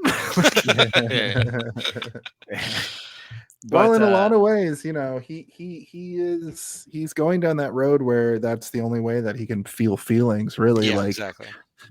Yeah, that it was a really weird scene that he's in this weird club, and he's slamming that like Mickey of, I guess, whiskey or rum or something, and he's just, you know, and the guy sitting next to him like laughing. It's a really weird way to start this movie off, and There's still didn't know so many moments in this movie where he like has a moment with an old man. I don't know if you guys have noticed it. There's like there's so many little moments where he has like the weird connection with an old white-haired man. Yeah, that's interesting. I didn't I didn't notice that I before. think it's supposed to be like, I Hmm. don't. This is maybe going a little bit too deep, but it's like it's supposed to be like he's confiding in these like people that he knows he's never gonna get to that age, kind of thing. Where he's like, Yes. these could be me, but they also could be my guardian angels. Like, there's the part later in the food court when he gives her the earrings or whatever. Yes. And the guy And- is like tells him to stop Yeah, and or go he's like, back. yeah, and like the way he looks at the old man, being like, why? And he's like, it's clear that she really wants you to stay. And he doesn't look really back at her. He looks more at him. Like, it's like, you just saved me. And like, you can tell that he's like so appreciative of this guy, but then the guy just walks away. And I'm like, Yeah. he's also so sort of like flowery in his language, in the way that he views everything when he's that intoxicated, that I believe he would truly believe that that was like an angel that like saved him in that moment, kind of thing. Yeah, and You he know, does it's like, talk about her being an angel and all Yeah. that stuff. Honestly, that wouldn't surprise me, because even with the nuance of like things being representative of other things, like I think Las Vegas isn't as much Las Vegas as it's just supposed to be just excess. Like Yeah. Las Vegas is his alcoholism. Las Vegas is the fact that her job is this brutal job that she does that is so risky, but and she high loves tension. it, and she's But like, she- it's exactly. the best. Yeah, it's this Las Vegas is that. And the end of that, leaving that excess, literally leaving Las Vegas, like leaving that excess is just probably likely death. Yeah. Which was for him. And She was almost safer with her pimp, because once she loses the pimp, she starts making really awful decisions. I mean, the choice to be a prostitute in the first place, or whatever led her there, I guess, I don't know if it was a choice or not, was risky in and of itself. But when we meet Yuri, it's very clear that he's like a drug dealer who has this really high level escort that is well taken care of. And then when she loses that, she ends up in some really bad situations. But it's also clear that she still has to go work the street too, right? Like, yeah, because she needs to pay for her. He goes to like a party or something, and he meets French Stewart. He's fresh off French Third Rock Stewart. from the Start. That was my note too. I was like, French Stewart? Like, what the heck? The answer, of course, is mustard seeds. Anybody Very have any Allegra? My allergies are acting up. Go Gadget. Pliers. Dildo, anal beads. It's Pervert Gadget, remember? Or Perv Spectre Gadget. That's gonna be a t-shirt. I wanted to just still in the scene, we get an artsy finger suck, which I was like, is that supposed to mean something? But literally she just jacks the ring, his wedding ring, off his finger. And we do get a lot of scenes during this movie. There's one great one later in the movie that's similar to this, where he wakes up the next day and he goes to look at the time and he doesn't have his watch, and he goes, oh yeah, I forgot I stole it. Yeah. But he has that moment where he's like, That's very funny. $500 for a 1993 Rolex. I'll do it. Sold. Yeah, sold. We also already talked about the fact that he couldn't sign a check because he was too shaky. But when we Also kind still of wearing his wedding ring at this point, even though it got fucking mouth stolen by a Oh, really? prostitute. You caught the continuity. I didn't notice that. That's funny. This is this is a nitpicky thing. No, Obviously. but it was like that's a fun. That's continuity fun. error. I do fun, though. when something like that happens, my eyes are always like, does he have his wedding ring? Yeah. Fuck it up. There was a moment in the evil. second episode of The Penguin where she's drinking a martini and the level of the martini is going, up and down. That's funny. Yeah, I love watching. You're an a actor, 90 Raul. You know 90s what's up. movie An where, actor. like, That's very flattering. Thank you. What a are you 90s talking movie about? where somebody's smoking a cigarette and the length of the cigarette just like changes like 12 times. Like you watch Jaws and like or, like Ghostbusters or something. You're like, oh man. I have a theory about that doesn't require the sting, but in modern TV, when they smoke a cigarette, it's all CGI, keeping it the It's way that probably it's not lit. supposed to look. Also, if this movie was a modern Marvel movie, they would have digitally removed the ring later. We gotta get rid of the ring. People are gonna notice. His favorite bartender tries to tell him to figure out his life, and he's like, I swear, if you just give me one more drink, I'm never coming back. And the guy's like, clearly heard this a million times, maybe from Ben, but What does just he he's say a to the bartender again that pisses the bartender off, because like the bartender is legitimately being like, if you can see what I see here, you would see something that you need to stop, because it's a train wreck. It's something that's gonna probably injure the driver, which is you, and everybody around.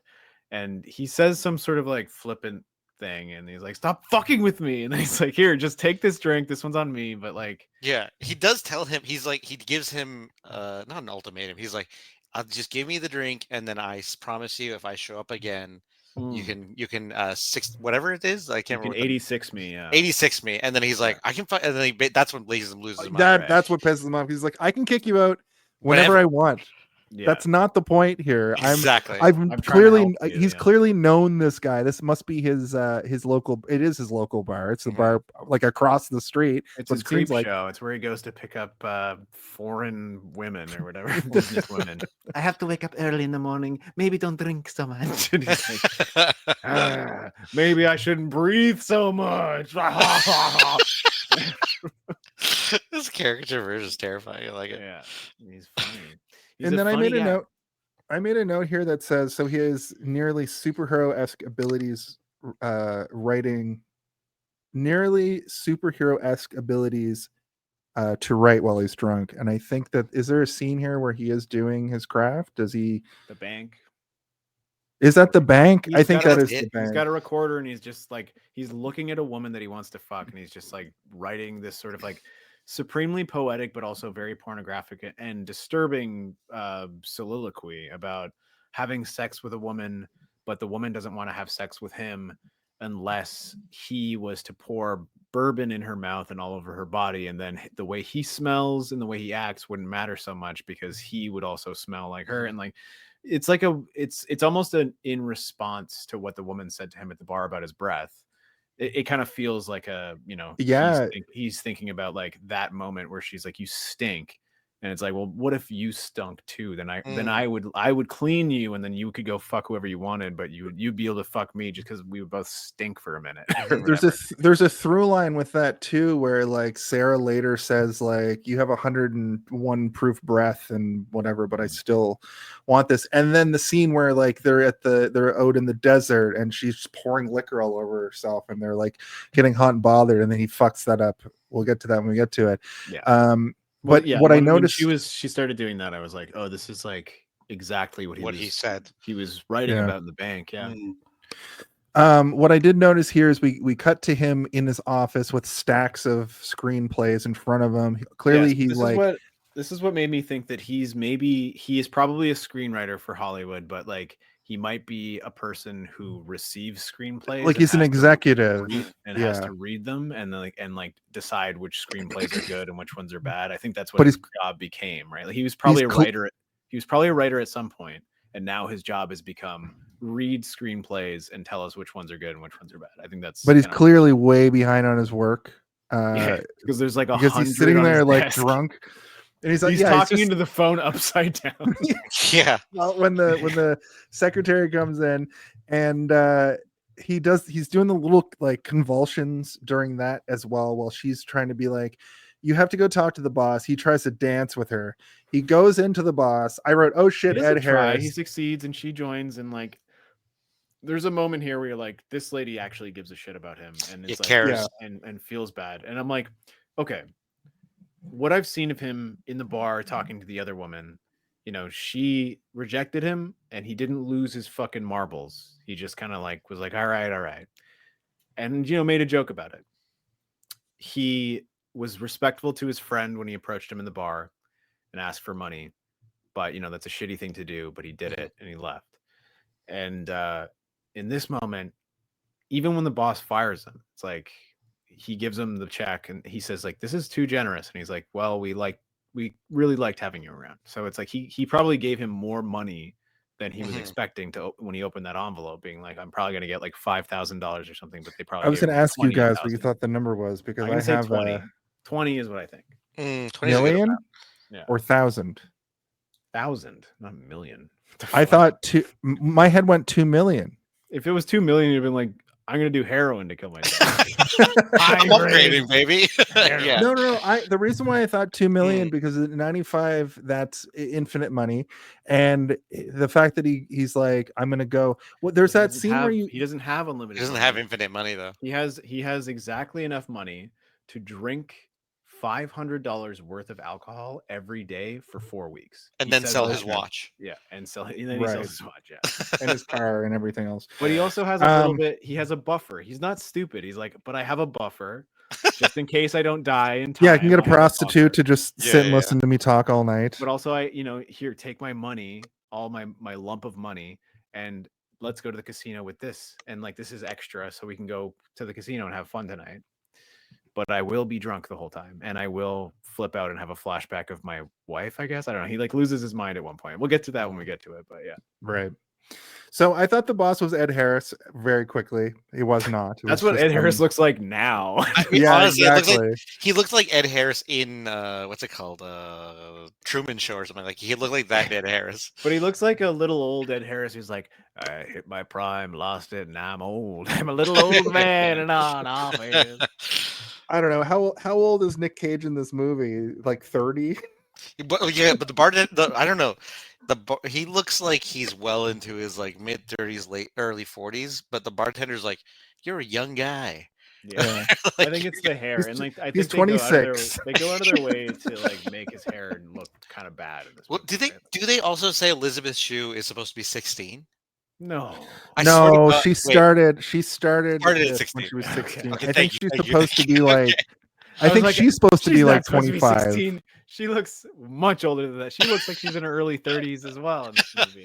Not to say that she doesn't look good, because I think this is like She the looks most. incredible. She looks great. She looks I incredible. think this is the most attractive I've ever found her in any movie that I've ever seen her in, which is like, saying a lot because she's a very attractive person. But like, there's something about her, especially when she's like in the vulnerability mode where she's not like plastered with makeup and wearing like a fucking skanky dress or whatever. Like when she's just normal, I'm like, oh man, Elisabeth Shue looks so nice. I just want to. But like the most recently I saw her on The Boys and she still looks incredible. She does look you incredible. know? Yeah, exactly. Yeah. Hollow Man. She's in Hollow Man. Right? Yeah.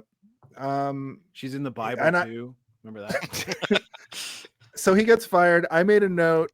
I didn't realize he wasn't in Las Vegas yet. I thought this whole Yeah, me movie to too. this point was Yes, taking He's place drinking in the Las car. Vegas. I'm like, well, whatever Well, happens in Vegas, Las stays Vegas. in Vegas. Yeah. But no, now he goes to Las Vegas. And Steve, can I get a title drop? Can I get a title drop? Title drop. Are you talking about when they say the name of the movie in the movie? I am.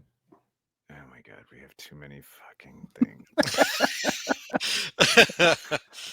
We'll fix it in post. That's when they said the name of the movie in the movie. Specifically, I made a note here that was like, unless they say I'm leaving Las Vegas, this is the first time they just say Las Vegas in the movie. At 15:42, that's the closest we'll get to a title drop for this movie. And you'll know what I mean when you know what I mean. It did turn my head around when he said, I'm thinking about moving to Las Vegas. And I was like, that's the opposite of leaving Las Vegas. Wait a minute. But then the credits for the movie start, and we're 16 minutes into the movie, and the credits start rolling. I did love the late credit drop. I thought that was pretty bold. It was pretty big move. Because it makes you feel like that was all that was just preheating the grill. Like that was all just leading up to this moment where the movie hasn't started yet. It just needs to give you like 3 chapters of backstory on this fucking perverted drunk. Yeah, I'm already sad. But we're gonna get sadder. Like we're not even in Las Vegas, yeah. So sad. It We're is very introduced to Yuri and his pals. We see Elisabeth Shue in a mirror. She's a high-priced escort, I think. And then we get a sex scene during the opening credits, and I think that might be a hey, did you see this one first? We get like a spreadsheet on her prices. Right. She's like, it's $300 just to enter the room, and then it's usually $500 by the end of the night, kind of thing. And she's like, I renegotiate. So it means that like she goes in there, and then they're like, will you do this to me? Do you pull nipples hard? That'll be another $100. Do you touch bum hole? That'll be another $100. Okay. Yes, we'll do this. What about too many bumholes that we get all out together? So that's $100. That's another. But it is a very, so we get the most awkward sex scene too between her and Yuri. I get the impression they had a fucked up relationship back in Los Angeles. I thought that was again going to play more into it. And just to sort of set the scene for this whole segment, Ben arrives in Las Vegas. Well, there's more to that. He quickly immerses himself in a nonstop cycle of drinking and reckless gambling. And fun fact, the film was shot mostly on handheld cameras, allowing the team to film on the streets without needing extensive permits, lending a raw, gritty feel to Ben's journey, which I definitely. I don't know if this is GBBB, but he does not recklessly gamble at all until she asks him to go gambling. He says, "I don't gamble. I'm not here to gamble." Yeah, he doesn't That is, gamble but at all. I think that is ChatGPT, but it is sort of, it's part of the sceniness of Las Vegas. So Yeah, but that he's not taking part in. I think that ChatGTP needs to go back and watch the fucking movie. All right. no, but he does later in the movie. He is gambling when he meets what's her face, that actor who's in stuff now, the other prostitute. Oh, right. He eventually takes He off. is Yeah, Mariska Hargitay. When he says character's snake name eyes. Snake Eyes is Wait, good. hey, I want to watch No that. spoilers. Sorry. No spoilers on the title drop for another The movie. character name is also Sera, but it's SHARAH. Shara. Shara. Shara. Let me get back to my actual notes. Sex scene. Back to Ben getting ready to leave California. He burns all his stuff, even his passport, and a picture of his family. And then we see the bike. And that's when he gets to the gas station. He sees a guy speaking Spanish, or I guess it's Latvian, mentions Yuri. So this whole movie, the whole first act sets up a thing that never happens. I think it sets up this whole Ben getting embroiled in this crime plot with this crime family that never happens. And I think that is genius. And I think that might be one of the best misdirects in cinematic history, because they always set these things up for a payoff that is like he has to defeat the final boss. They telegraph it in this way, that he has to defeat a final boss, but that's not it. He doesn't defeat any boss. He's allowed to do whatever he wants as a cautionary tale about alcoholism. Yeah. If this was a Marvel movie, the end of the movie would be Nicolas Cage fighting French Stewart on a dock, and French Stewart would be like, You know, you really shouldn't drink so much. and then Nicolas Cage would say, "Don't ever tell me not to drink," and then he would like snap his neck or something, or like hit the engine on a boat, and like a chain goes around French Stewart's neck and drags him into the lake. And then a wild thing You happens. could always make a remake and have that like that ending sounds pretty dope. Yeah. French Stewart's like, I'm available.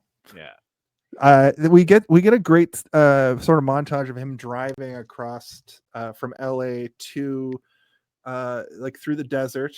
There were some cool scenes in there. We're starting to hear Sting's loungy stuff come in at this point. The soundtrack to this movie is very good. And the second that he gets to Vegas, it's night, and he meets Sera like right away. It is great that he meets her right away. I do like that, yeah. You got a great ass. That's Jason's Al Pacino impression. He brings that out every time he sees somebody with a great ass. Side note, I hate in Heat how he's clearly improvising and he's about to say but, obviously, and then he changes his mind. He's like, she had a great ass. I think he was gonna say fat ass, and he changed it to great Maybe. ass.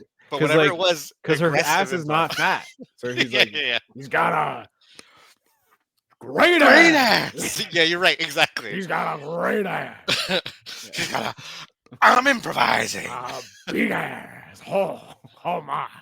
Oh Yeah. my God. Total side note, but that always bothered me. Anyways, go on. Continue. Well, speaking of holes, he gets to the whole year He's in. got a great hole. Great hole. Right. But he looks at the sign that says the whole year in, which I thought was all interesting on its own, because in my head I'm going the whole year in, and then it But he's so drunk that he reads it as the whole year the whole year in, and Which is like, he hallucinates it isn't that the too. joke of the name of the? That is the play. Yeah, right. Yeah, Absolutely. but like it's called the whole year in, but then he reads it as the whole you're in because he's drunk. Like, Yes. he's supposed to be too drunk, but it's like, but that's the pun. Isn't that the pun? Like, isn't I that think supposed so. to be the pun of the name of the place? So maybe they didn't trust the audience to get it. I wonder if it's one of those things where like they wanted the place to stand on its own, but he as the drunk sees it that way. But Right. you're right. It could also be that the place, I don't know, maybe the place isn't smart enough to be that kitschy. You know what I mean? Or like Well, that the thing clever. is that he goes in later and she reads it and it's spelt the whole year in. Like right. Oh, right. And they see the same sign, but they see it differently. Yes, then it's definitely the way he sees it 100%. Yeah, so I totally missed that. That's I like it, but it's also like, come on, trust us as the audience. We get it. Right. But maybe it was just to be like, he's so drunk that he just reads it how it is. Like he reads puns as literal. Like, look, maybe that's how he sees everything. That's why he's so like poetic about everything. He also stands there like Beavis and Butthead a little bit too. He's like, and it's because he is, yeah. Well, he also when he enters he's like, "Hi, do you have rooms for rent?" And the guy's like, "I'm literally talking. I'm clearly talking to somebody. I'll be with you in a second. I'll help you as soon as I can, sir." Yeah. I thought he was going to be like, "Yeah, but I want a room," but this movie isn't really a comedy. No, but I mean, it is kind of funny because like that is how drunk people are. You know, like they enter a room and they yell something at somebody because they're like, "I have one mission: get in there and ask if there's a room." That's what he does, and then the guy's like, "I'll be with you in a second. And then he's like, "Oh shit, yeah, I didn't see the line of people. I just decided to yell about vacancies. I saw me only." I have a question for you guys. So this is where we're introduced to the idea that Sera is talking to somebody. I interpret it as she's in therapy after all of this. That's what it is. Is that what you guys sort of also saw? The very end of the movie is she says, "I miss him. I miss him very much." So like this is after, yeah. That's interesting. I thought it was gonna be interrogating from like cops, just like that's where I went to. No, just because he's a dead body, right? So it's like, yeah. So at this point, at this point when I saw this, I was like, "Oh, she's in therapy." But is this going to be a bait and switch where it zooms out and she's in an interrogation room? She's lying on a couch. That's true. That is true, and that is therapy. Like, and 101, you know what? Like, I kind of like that idea, like a lot actually. But like, I didn't even for a minute think that because of the fact that when she's first talking about it, she's lying on the couch, clearly talking to somebody about like her job and like how difficult it is. I'm like, man, you would need to have a really good therapist to be able to unpack like every day would be trauma. Like today I had to suck a big fat guy's dick and all he wanted to do was kick me in the ass and tell me to get the fuck jizz out. on my face. I mean, I wonder, I just go on. Yeah, sorry. No, I was just gonna say I didn't know. At this point in the movie, I didn't know it was that good of a movie with good continuity stuff. Sorry, Raul, what you were saying. No. I was just gonna say that, like, I think in a way it kind of is like it kind of doesn't inform you whether or not she gets to save herself, because maybe she does. Maybe him dying is her way out of like the path that she was on, because obviously she would have died too eventually if she just kept going. So if she went to therapy. And she was asking him to like go to a doctor and stuff and get checked out. But like, so maybe it's like she was already on that path. So likely it could possibly be a therapist too. Like, I like the idea because that would show that like, unlike him, she found a way out through him in a way. But like, yeah, I would, the way I looked at it is that like, she probably wasn't seeing the therapist before this. And this is the thing that made her finally be like, I need to talk to somebody about this shit because like it's too crazy. Like I fell in love with somebody who died while I was having sex with them of their own. Like they basically committed suicide. Yeah. And I allowed it to happen, and I was in love with him. It's the only person I've ever actually like loved or whatever.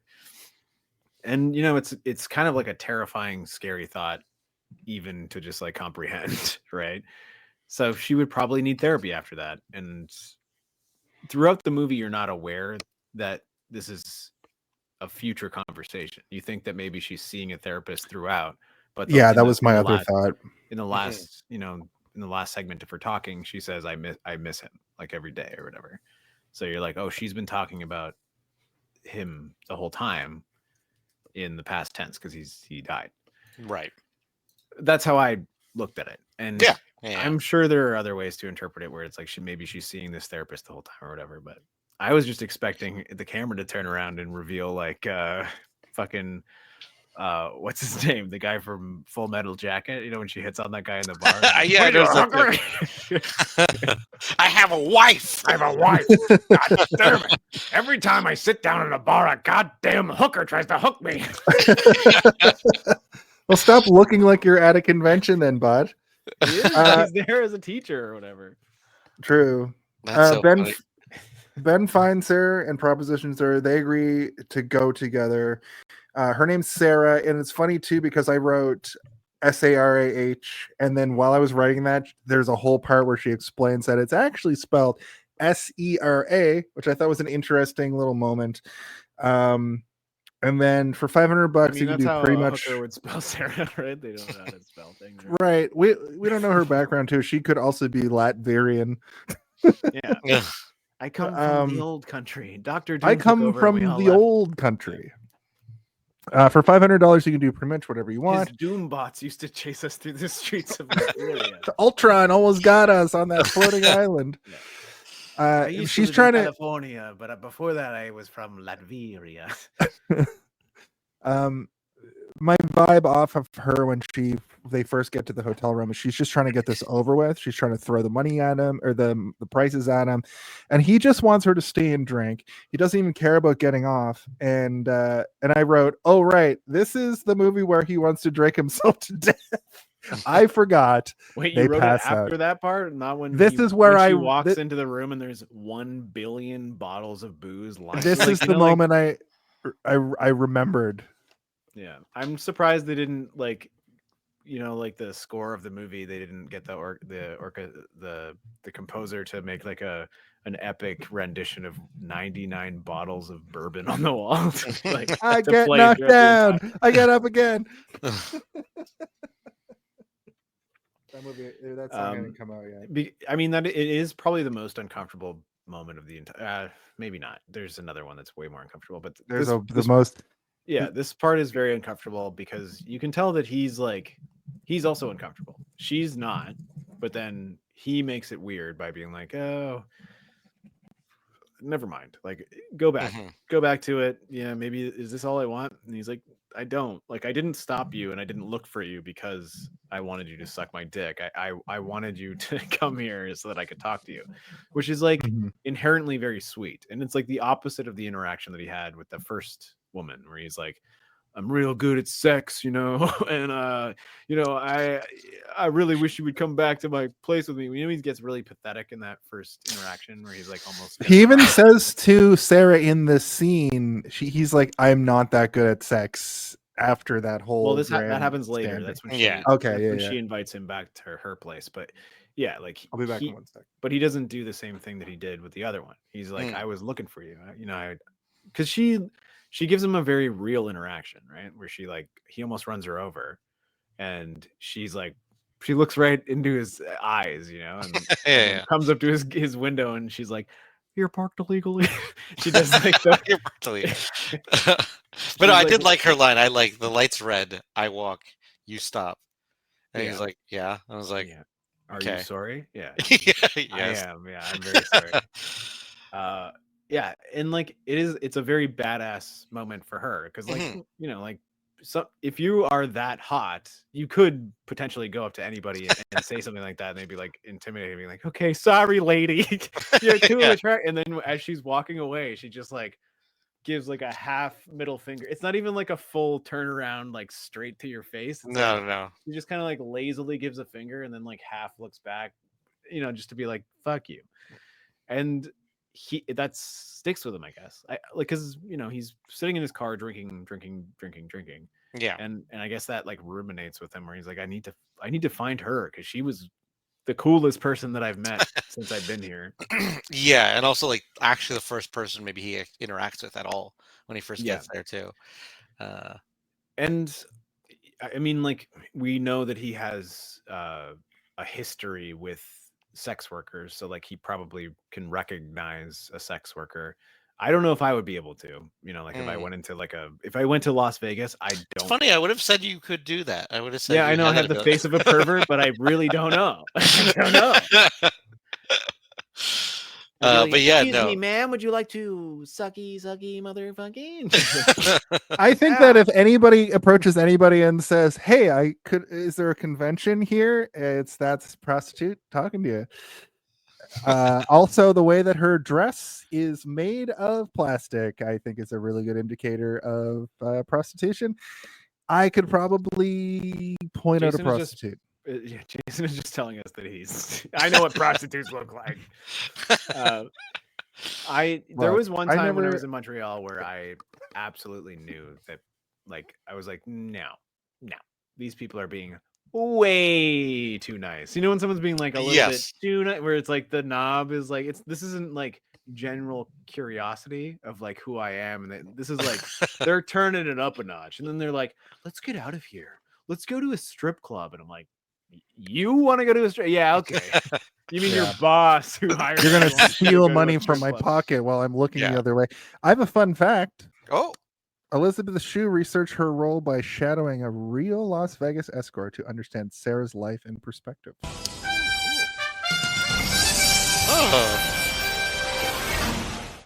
The green sex worker, they called her. Who would turn into the white sex worker later. Just as an aside, when you say white Power Ranger, you got to say all three words, or else if you only say two of them, it's gonna be bad. I like. Yep. Thank you. So, where were we? We were somewhere. Okay. Oh, we were somewhere. He finally met her for the first time. Oh yeah, I'm sleeping. Yeah, she gets back, and Yuri is not pleased. She didn't make enough money. She goes and talks about it, but we still aren't sure. No, I'm still not sure with who. Sex that he has with her, like earlier, where he's just like, he looks like he's never had sex, or like he doesn't. Yeah, that's sex early in the normally. movie. You know, like, imagine like if you were to masturbate and you just like slap your dick, like, like that's how you masturbate. That's like kind of how he has sex with people. That's what I feel like the equivalent is. It's funny you say that because of the weird, like, he's on top and he's like pushing her against the headboard, and she has her hand behind her head because she's being pushed into the headboard. It's gross and it's animalistic, I think is the problem with that moment. Yeah, I also don't like that, like, the scene just there's a lot of problems with that moment. Yeah, there's a ton. Yeah, it's also, it follows her introduction, which is that she's a prostitute for him, and he takes her to a party where she's doing things with all sorts of people in the room, men, women, whatever, and she's like bragging about it to the therapist, being like, I'm the best at what I do. Even if I don't work for a really long time, I can come back and just turn it on, and like I can look at a man and I can know exactly what he wants. That's like a superpower that I have. And she's like proud of it, She's like, I know how to do this. It's like the best thing. It's like the highest of all my skill sets. And then we cut to him being like, you don't have to be afraid of me. I am afraid of Dr. Doom, but I'm not Dr. Doom. Don't fear me. And then it cuts to him like aggressively having like weird, awkward sex where you're like, that's not what sex is supposed to look like. That doesn't look like loving sex. That doesn't even look like good sex. It just looks like everybody involved is like, we do it till it's done. Like we do in Latveria. Yeah.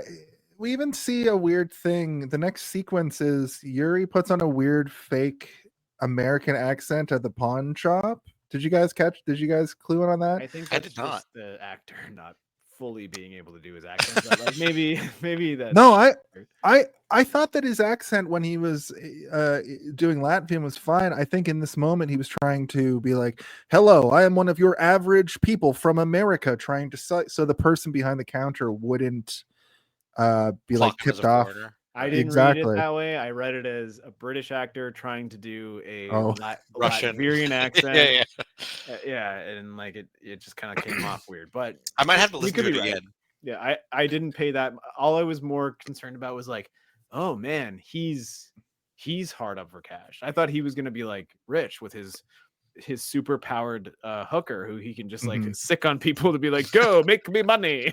So like, this movie at this moment too, this movie has that thing where we still think that it's gonna end badly for Ben involved with the mob, because Ben walks into this pawn shop at this exact moment. Yeah.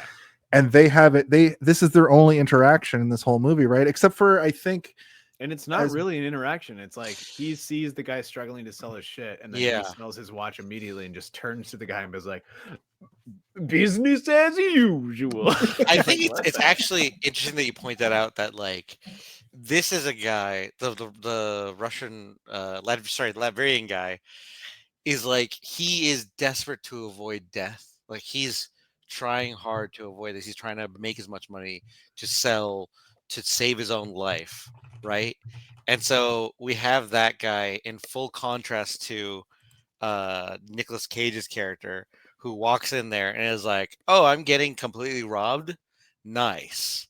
Like, that's what's happening. I'm going to die today, and I don't care. Because the other guy is like, I'm going to die today. I need to sell this stuff for the price that it's deserved, because I need to save my own life. Because he needs money. Very much like opposite ends. It is like, there is like a weird sense of freedom that Nicolas Cage has in this movie that is like, you're like, I hope that it doesn't end the way that he's planning it to. But the fact that he has this like freedom is like super freeing for me, for him, where I'm like, he knows he's going to die. So it doesn't really matter. Anything that he does doesn't matter. I don't care. Like, I also agree. I'm like, if I was going to die and I just needed a couple $100, I wouldn't try and fight for, the equivalency of what I paid for, like, I don't know. I don't have any gold rings or watches, but I bring like my Xbox and be like, what are you going to give me for this? And be like, $50. $50. Okay. Well, I can a bunch of booze right now. Whereas this guy's like, the other guy's just like trying to desperately save his life. He has not accepted death yet, unlike Nicolas Cage. What's crazy to think about too is in 1995, those bottles of liquor were probably like $4 or $5 each. I went to the United States on the second time we went to Las Vegas. We were in Phoenix, Arizona, and the liquor stores there have a clearance rack, and I bought a handle of whiskey for $9 in 2017. So I can only imagine that there's that scene where she first walks into his room and the whole counter and TV are like lined with bottles of liquor. This dude was drinking for nothing. And then when you compound that with going to a casino, they bring you drinks for free because they want to ply you with alcohol for free, so you'll keep gambling. This dude, I kind of believe you guys. I kind of agree with you guys now that he only got a severance of like $10,000 exactly. and was able to live in Las Vegas for that cheap in 95, because it was probably dirt cheap to stay there. What was it? $29 a night to stay at the whole Gone Wrong or whatever. Yeah, and he had enough money to spend $500 a day on alcohol. Or he said 250 to 500. Yeah. He takes 2 bites of food in this whole movie, and one of those bites of food is a fucking ice cube. So also for our viewers, if anybody wants to know what the Latvian prince looks like, who's the pimp in this movie, this is what he looks like. That's what he looked like in the movie. Yeah, Dr. Doom. Remember when he pulls out a knife and he's like, "No, no, go, no." I didn't have subtitles on, but I assume it was not good. My son, the Scarlet Witch, and my son, the Fast Quicksilver Man's. That's Magneto. Oh yeah, you're right. Dr. Control's metal. The other one looks like he only has children who are made of mechanical bones. His doom bots, and also his people. He cares about Latveria. He loves Latveria. Yeah. So then we get the Sera striking out with the guy that you guys were talking about earlier, where she's just like, "Hey, you in town for a?"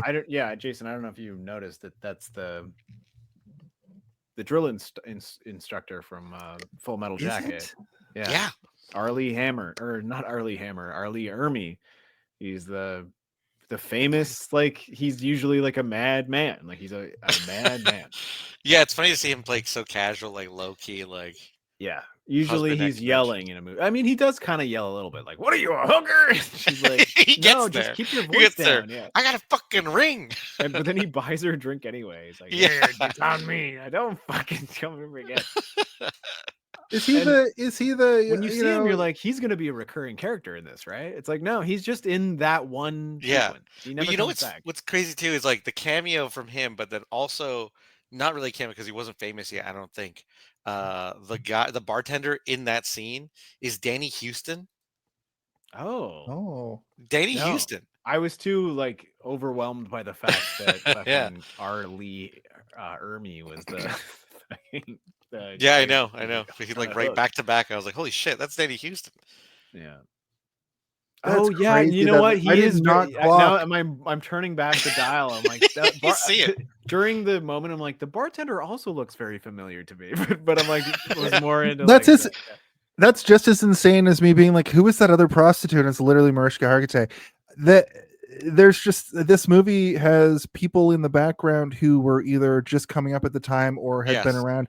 It feels, because when you look at the credits at the end, the only three names before they go into the extended cast are obviously Ben and Sera and Yuri, and then the rest of it is the cast of basically all background when me actors. and Danny were watching it, like in that opening sequence of Sarah's introduction, I was like, oh, it's French Stewart. But I was saying it as a joke because I just thought he looked a little bit like French Stewart. And Danny was like, that's not French Stewart. And I was like, yeah, no, that would be so crazy. And then he stands up and turns, and I'm like, wait a minute, I think that is him. Like, this movie is playing tricks I'm with actually my on a mind. third rock from the sun currently. And I'm like, am I too drunk to watch this? And I hadn't drank anything. Anyway, she strikes out with Arlie Emery. I did not clock that it was him, and I fucking point that we watched The Frighteners recently. He's in that. Yeah. He's in, Bill and Ted Bogus Journey. He does have a big giant beard and glasses and hair True. that you're not used to. Like, they disguise him very well, but it's him. Yeah. And in the same scene, she looks across the bar and sees Mariska Hargitay, which is insane. And then we cut to her telling her therapist a combative, like, are they like contest? Are they like versus? Well, this is another misdirect, hookers, versus hookers. Yeah. This is another misdirect that we get in this movie. I thought that this other prostitute was going to have something to do with something, but really at the sort of climax, at the literal climax of the movie, like, she has to do with that. Yeah. But it's more so she just gives a knowing look. I think you're right. I think if this was like a Verhoeven or something, like, those two would have been like constantly. They would have had a into each cat other on fight the or street. Like a true romance too. Like true romance. Like Yeah. two star-crossed lovers, but then the gangs come together. And the end would have been like they're on a dock and the Russians are there and she's there and like the two hookers are like, ah, yeah. And French Stewart is choking Nicolas Cage out, and Nicolas Cage is like, "Don't ever tell me not to drink." He says that famous line to French Stewart. Yeah. Anyway, none of that. It's all hilarious subversion and bait and switch, which I think it makes this movie even better. Then we cut to her telling her therapist that she loves Ben and feels a connection. I wanted to point out that this is a unique situation where a lot of times it's the man pining over the woman, especially in a prostitute situation.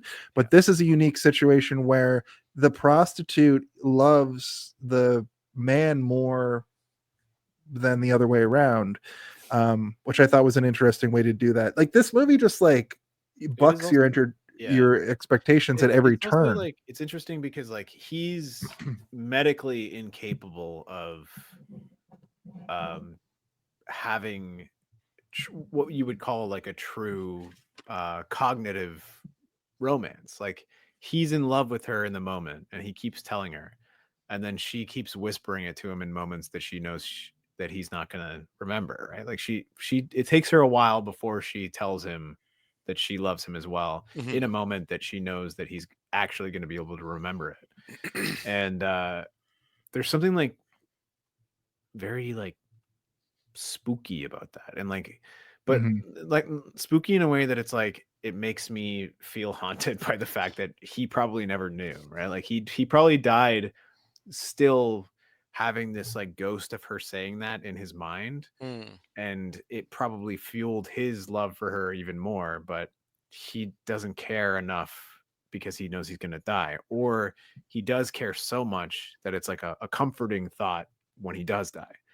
And then add to all that, he's blackout drunk for most of this. He doesn't. We're seeing him experience things that the character would never remember. There's that scene where like she's like, "I'm using you," that I'm sure he does not remember as a character. But they're both using each other, so they're using each yeah, other. exactly. And I think what I like too is like in regards to, because in my mind again, like the women that are like, oh, like get away from me because you're, you know, you drink too much and I don't like stinky. you or whatever. You're stinky. No, boo, boo, boo. And like that makes sense to me. So it made sense to me too that I was like, okay, cool. I like that. The one that has a crush on him is kind of this young girl who kind of doesn't know too much yet, and also and living fast and hard too, and is like just immediately crushing on a guy. And it's this guy, and like I'm sure they have some sort of connection, obviously, because like there is a charm to it, but like for sure it's definitely the fact that it was this type of person, this person that's living fast and hard and is young and doesn't really know better, but has this connection with this person. And I did find it my turning point in the movie when I was like, okay, that was charming, where I like, because I didn't buy yet that she would like go looking for him yet necessarily, right? But then, or I wasn't like hoping it would work out yet until instantly she's like, "Oh, just come stay at my place," and then his instant reaction was like, "I'm a bad lay, like I'm not good." In bed. Yeah. That the fact that the character said that, when usually that was his way of trying to like boast himself, and so the fact he felt vulnerable and like was undercutting himself, and I was like, "Oh, that's sweet." Like he clearly is like super shocked that she's even treating him this way, and I was like, this sucks. This sucks that this is gonna not work out. But yeah, you wanted to. It makes all that stuff at the beginning very worthwhile. Yes, exactly. When the title popped up, I was like, why so much? Why so much of him being a dirtbag? And it's like, oh, it makes that moment that you're talking about right now 10,000 times more poignant when we've seen how much of an actual piece of shit, horny, gross man he is. For him to say like, you don't want me back at your place. Like, I don't even know how to use my penis ever. I've never done it. And she's like, it's not about sex. It's, you know, we'll sit around, we'll drink, and we can just talk. And that's what they did before. She just wants to do the same thing again. And it almost makes you feel like she's never actually had a real meaningful conversation, which exactly. When he, tells her to stop and let's just lay on the bed and I'll pay you as much as you want, but can you just stay and talk to me for a while? But she's also compassionate enough to be like, you don't have to pay me for this. And then she gets in trouble with Yuri for that because she sleeps there the whole night, but you really see what kind of person she is. Because there's movies with prostitutes in them where they just try to absorb as much money as possible, and they don't have any real like good characteristics. That's what we're saying is like she's inviting him to come stay with her because she just wants companionship. Like and he's like, I can pay you. Everything up until this moment is him being like, I can pay you. And, they've had their dinner together, and she's like, you don't need to pay me. Like, let's just go have weird spaghetti out of clam-shaped bowls. Clam-shaped bowl. Right so tacky. That, I was like, again, don't want to go to Las Vegas. Yeah. Right before that, though, there is that scene where she finds him out in the world, and he's just on a bench drinking himself to death, and he's just talking to her as she walks away and gets into a cab. He's like, "Do you want to have dinner?" And she's like, "No, I can't." And he's just murmuring to himself, and she goes back to the hotel where Yuri is, and this is where the tides really change, because she walks into a hotel room with a man who is having a mental breakdown. I don't know if it's because of drugs or insanity or Well, we already know he's like a crazy coke man, so he's probably, but then but we also also the know best that he's not, because one of the as she's coolest scenes in the leaving, all of movie is Latveria shows up. yeah, I don't all know, of the when all she of the goes to crime bosses show up. So there's this part in the movie where the elevator opens, and inside the elevator you see this. Like, holy fuck. And she's like, "Excuse me, sir," and he's like, "You're okay. Now, which ray is room 115? Yes, he's And then also he just blasts. He's also the Yeah. count. Well, recently Latveria took over Transylvania, so And now it's Latveria, the classic video game from the 1980s. yeah. So he's crazy, and he thinks that people are listening to him through the wall. He's kind of right. He's got paranoid insanity, and do not But he come also does back the here. craziest I'll thing where, not like, see you he's again, like- he says to Sera. And as she leaves, that's when the guys show up and come down the hallway. And it looks like the goons go by and are going to take him out. And then I wrote, is Sting singing these songs? Oh, you were also like, I'm getting Sting vibes, but I'm not sure if this is Sting. If you listen to there's a song that Sting has called it's about Russia from the 80s, about he sings with the same cadence with Sting has a couple parts of his career, like he's got a long storied career. I was gonna say Leon the Professional was like, there's a Sting song in that. Yeah. And it's very distinctly Sting. And I think from then I'm like, okay, I think now I know what number of hearing. Well, I was wondering if does Sting just have a lounge album, or did he just make these loungy kind of songs for this soundtrack? And I'm thinking the latter. I think that if you go and look at Sting's discography, you have like Sting and the Police, where it's like kind of punk, and then you have Sting solo stuff, which is like that Russia song I'm talking about. I remember that my dad had just Sting by himself on vinyl. I don't have any of those vinyls, like they're not in that collection. My dad lost a bunch of records like to a flood.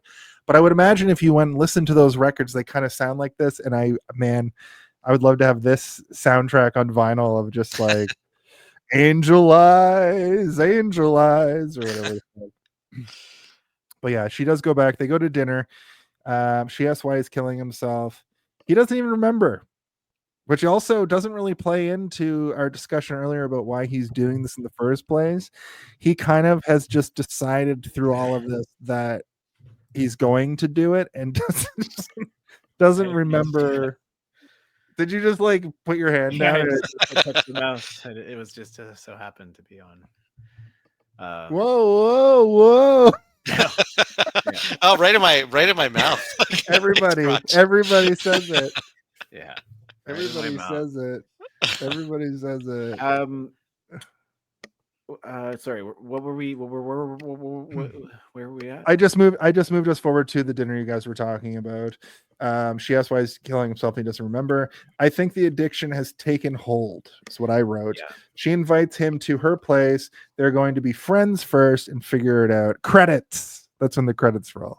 Because there's that really nice scene where they're just like, "Oh yeah, look, you just come home. We'll figure it out." And he's like, "Oh, can't really do sex." We've never really done this experiment before, but I think my credit scene would be the mall when the old man tells him to go back to the table. That would be the credits. So and then they lived happily ever after. He got help at the end, and she wore the earrings on their next date when he was like nice and not shaky and.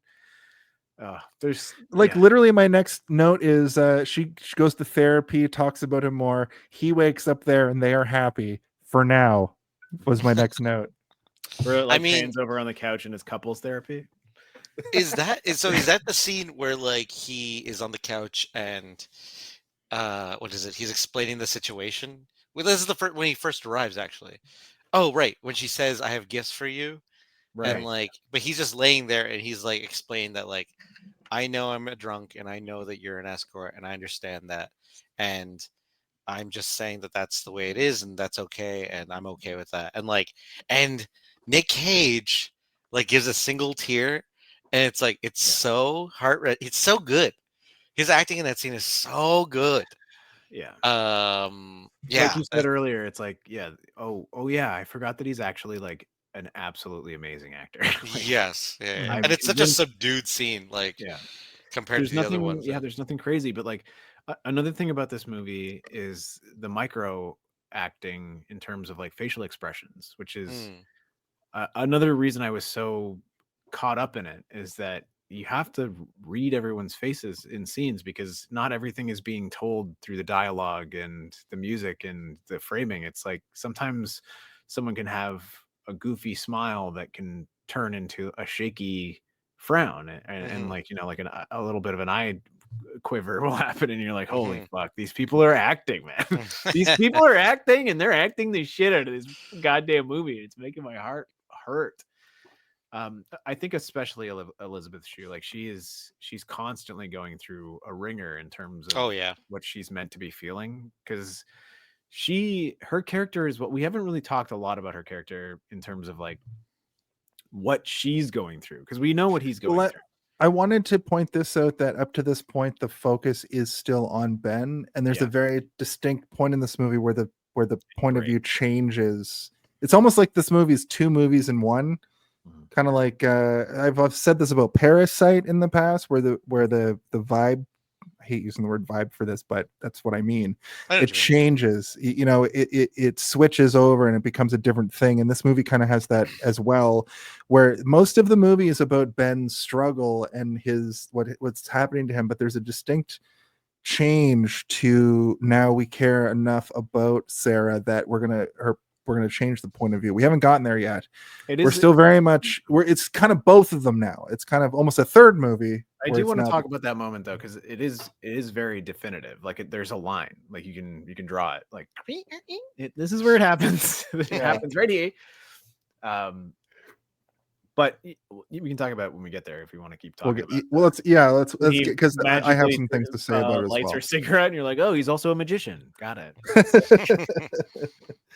Now, Sera wants him to move into her room, and he tries to warn her about his issues. You can never ever ask me to stop drinking. So I guess we really don't know why he started, and that this is at the point where I'm like, did his kid die? Is that why he's like this?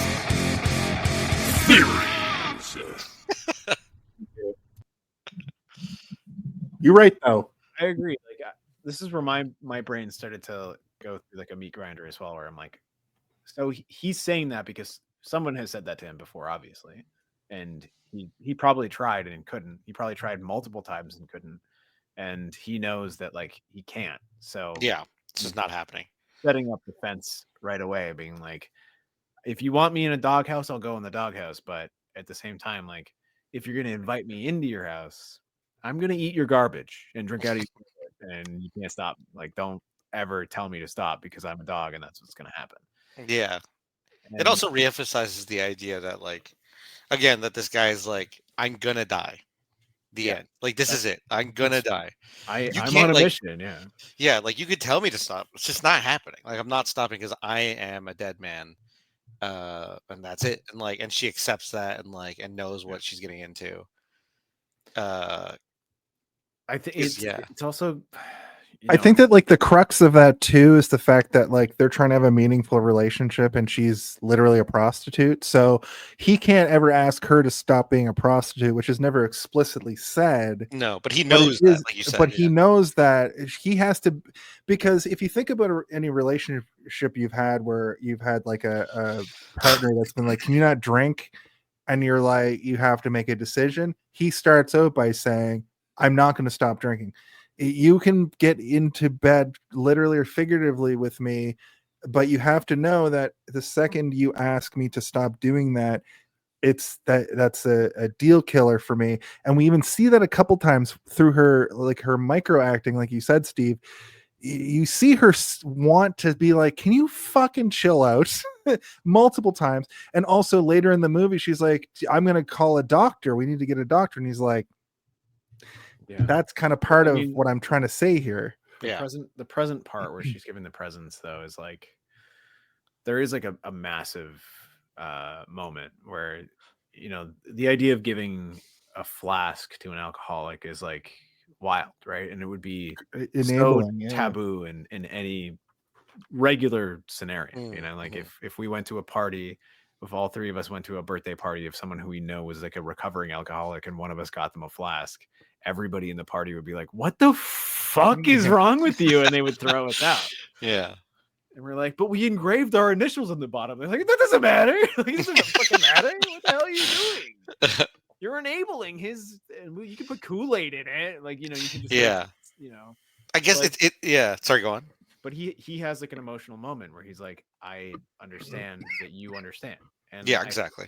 And I don't know if she was doing it from a point of like being like, I understand, but she was doing it from a point, at least from like, I understand that this is what you want. Mhm. And there is something really beautiful about that, because you don't always understand somebody, right? But like, you can understand what they want. And if you give somebody something that is important to them, even if you don't understand it, they're going to appreciate the fact that you at least understand what they want, even if they, you know, like, because I assume you guys have at least at some point in your life gotten a gift that you did not expect from somebody, right? And it feels very special, and it makes you feel closer to that person. Oh yeah, yeah. So the moment in that, I was like, man, it's like super enabling, and it's heart wrenching, because she's having an emotional moment, he's having an emotional moment, but they're having emotional moments for completely different reasons. But I also get both. Like, I understand both. You know? Like, Yeah, I can like feel it. it's like you said, it's charming that it's these two people that know they're enabling each other, and they're not hiding away from that. Like, it's very much like okay, we know what this is. And so the ultimate sort of like, and it's also the story being like emphasizing that these are literally, this is just about like these people enabling each other. Yeah, and they're like broken people who are just kind of trying to like jack each other up just to get a little bit further through the day almost. And she's trying to jack him up constantly. He's like, no. He's like, sure, maybe eventually. No. She's trying to jack him off, and he's like, not right now. I do have a Maybe final later. theory corner, and it's not going to be fun. No. I'm amazed you forget every time that there's like gonna be that soundbite. You like start and you're like, all right, yeah. No, Steve isn't typically on it when it comes to the theory corner soundbite. I have to be like, can you please play the soundbite? Theory. You know, that's funny because I have a theory. And it's that you are gonna forget that he's gonna do it again. Pretty good theory. Ben I accepts think- the but situation. I think we all agree on that. Yes. That specific gift is like, yeah, it kind of like cracks open the code of both of their characters in a way that sort of like plumes out, and you're like, okay, now they're like living in this sort of weird fantasy world, right? And they go on a date. They have like matching. He's wearing his shirt that she got him, and like he's like, my other shirt is full of barf or whatever. And she's like, come on, let's go on a date. She's And got she's the wearing a slinky dress that red matches- dress on. but Yeah, it like matches his shirt, and then they go out, and it's all very magical. Is it the same? This is where they go to the casino, this is right? it. Here's what I wrote.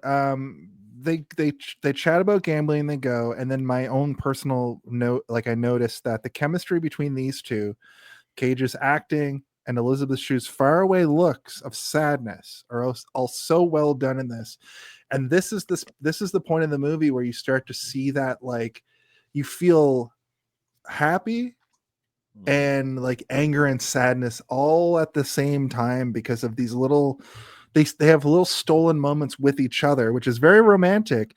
But then, even when so the first thing is he grabs her and pushes her up against a slot machine and kisses her, and it feels weird and gross, and then it feels very like, oh, it's very romantic, and then they knock over some other person's coin bucket, and that feels a little bit tense.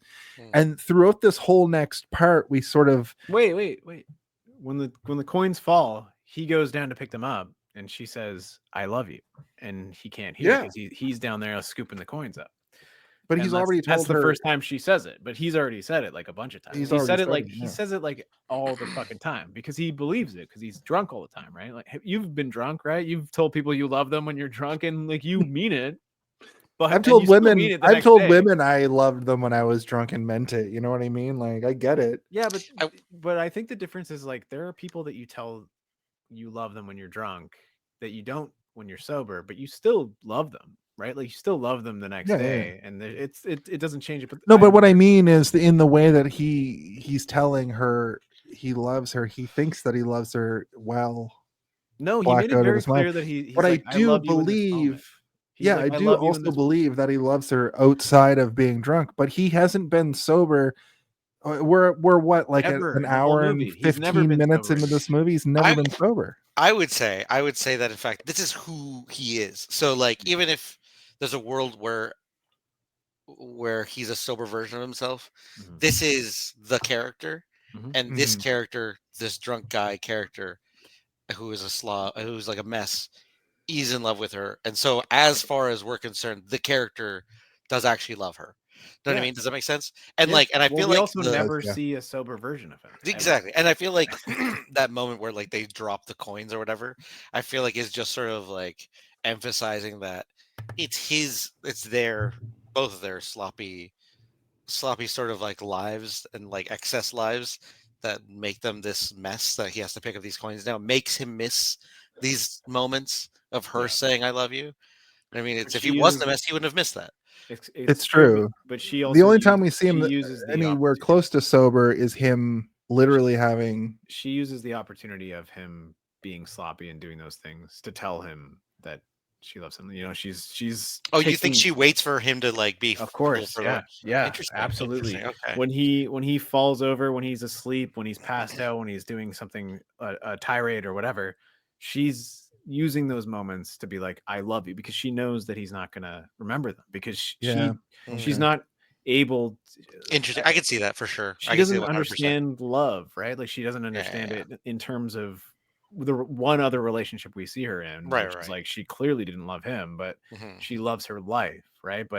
And she talks about loving her life throughout the movie, but when she says I love you, like, you know, that's important, because she only loves herself, and she puts herself through hell because it allows her to live in a way that she feels that she's happy in, but she's seeing that he makes her happy. And like, that's a lot of like character development for not knowing a lot about a character, you know, like I think it's pretty good. Well, here's how I experienced the next segment. It's a really weird, happy and sad sequence here at the casino. Something horrible is coming, and I don't think I'm ready for the crash out.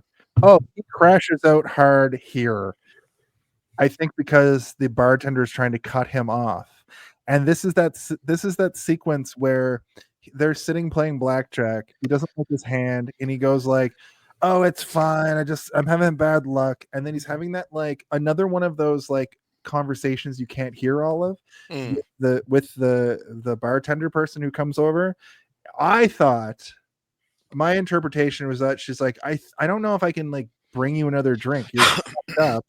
And then he flips out, and well, tell me, Steve, how did you interpret it? Because he literally flips. She's asking him if he wants anything else. She says, "Can I get you anything else?" And then Sera is like, "Oh, do you want anything else?" And he looks over and he's like, I don't know. I don't think so.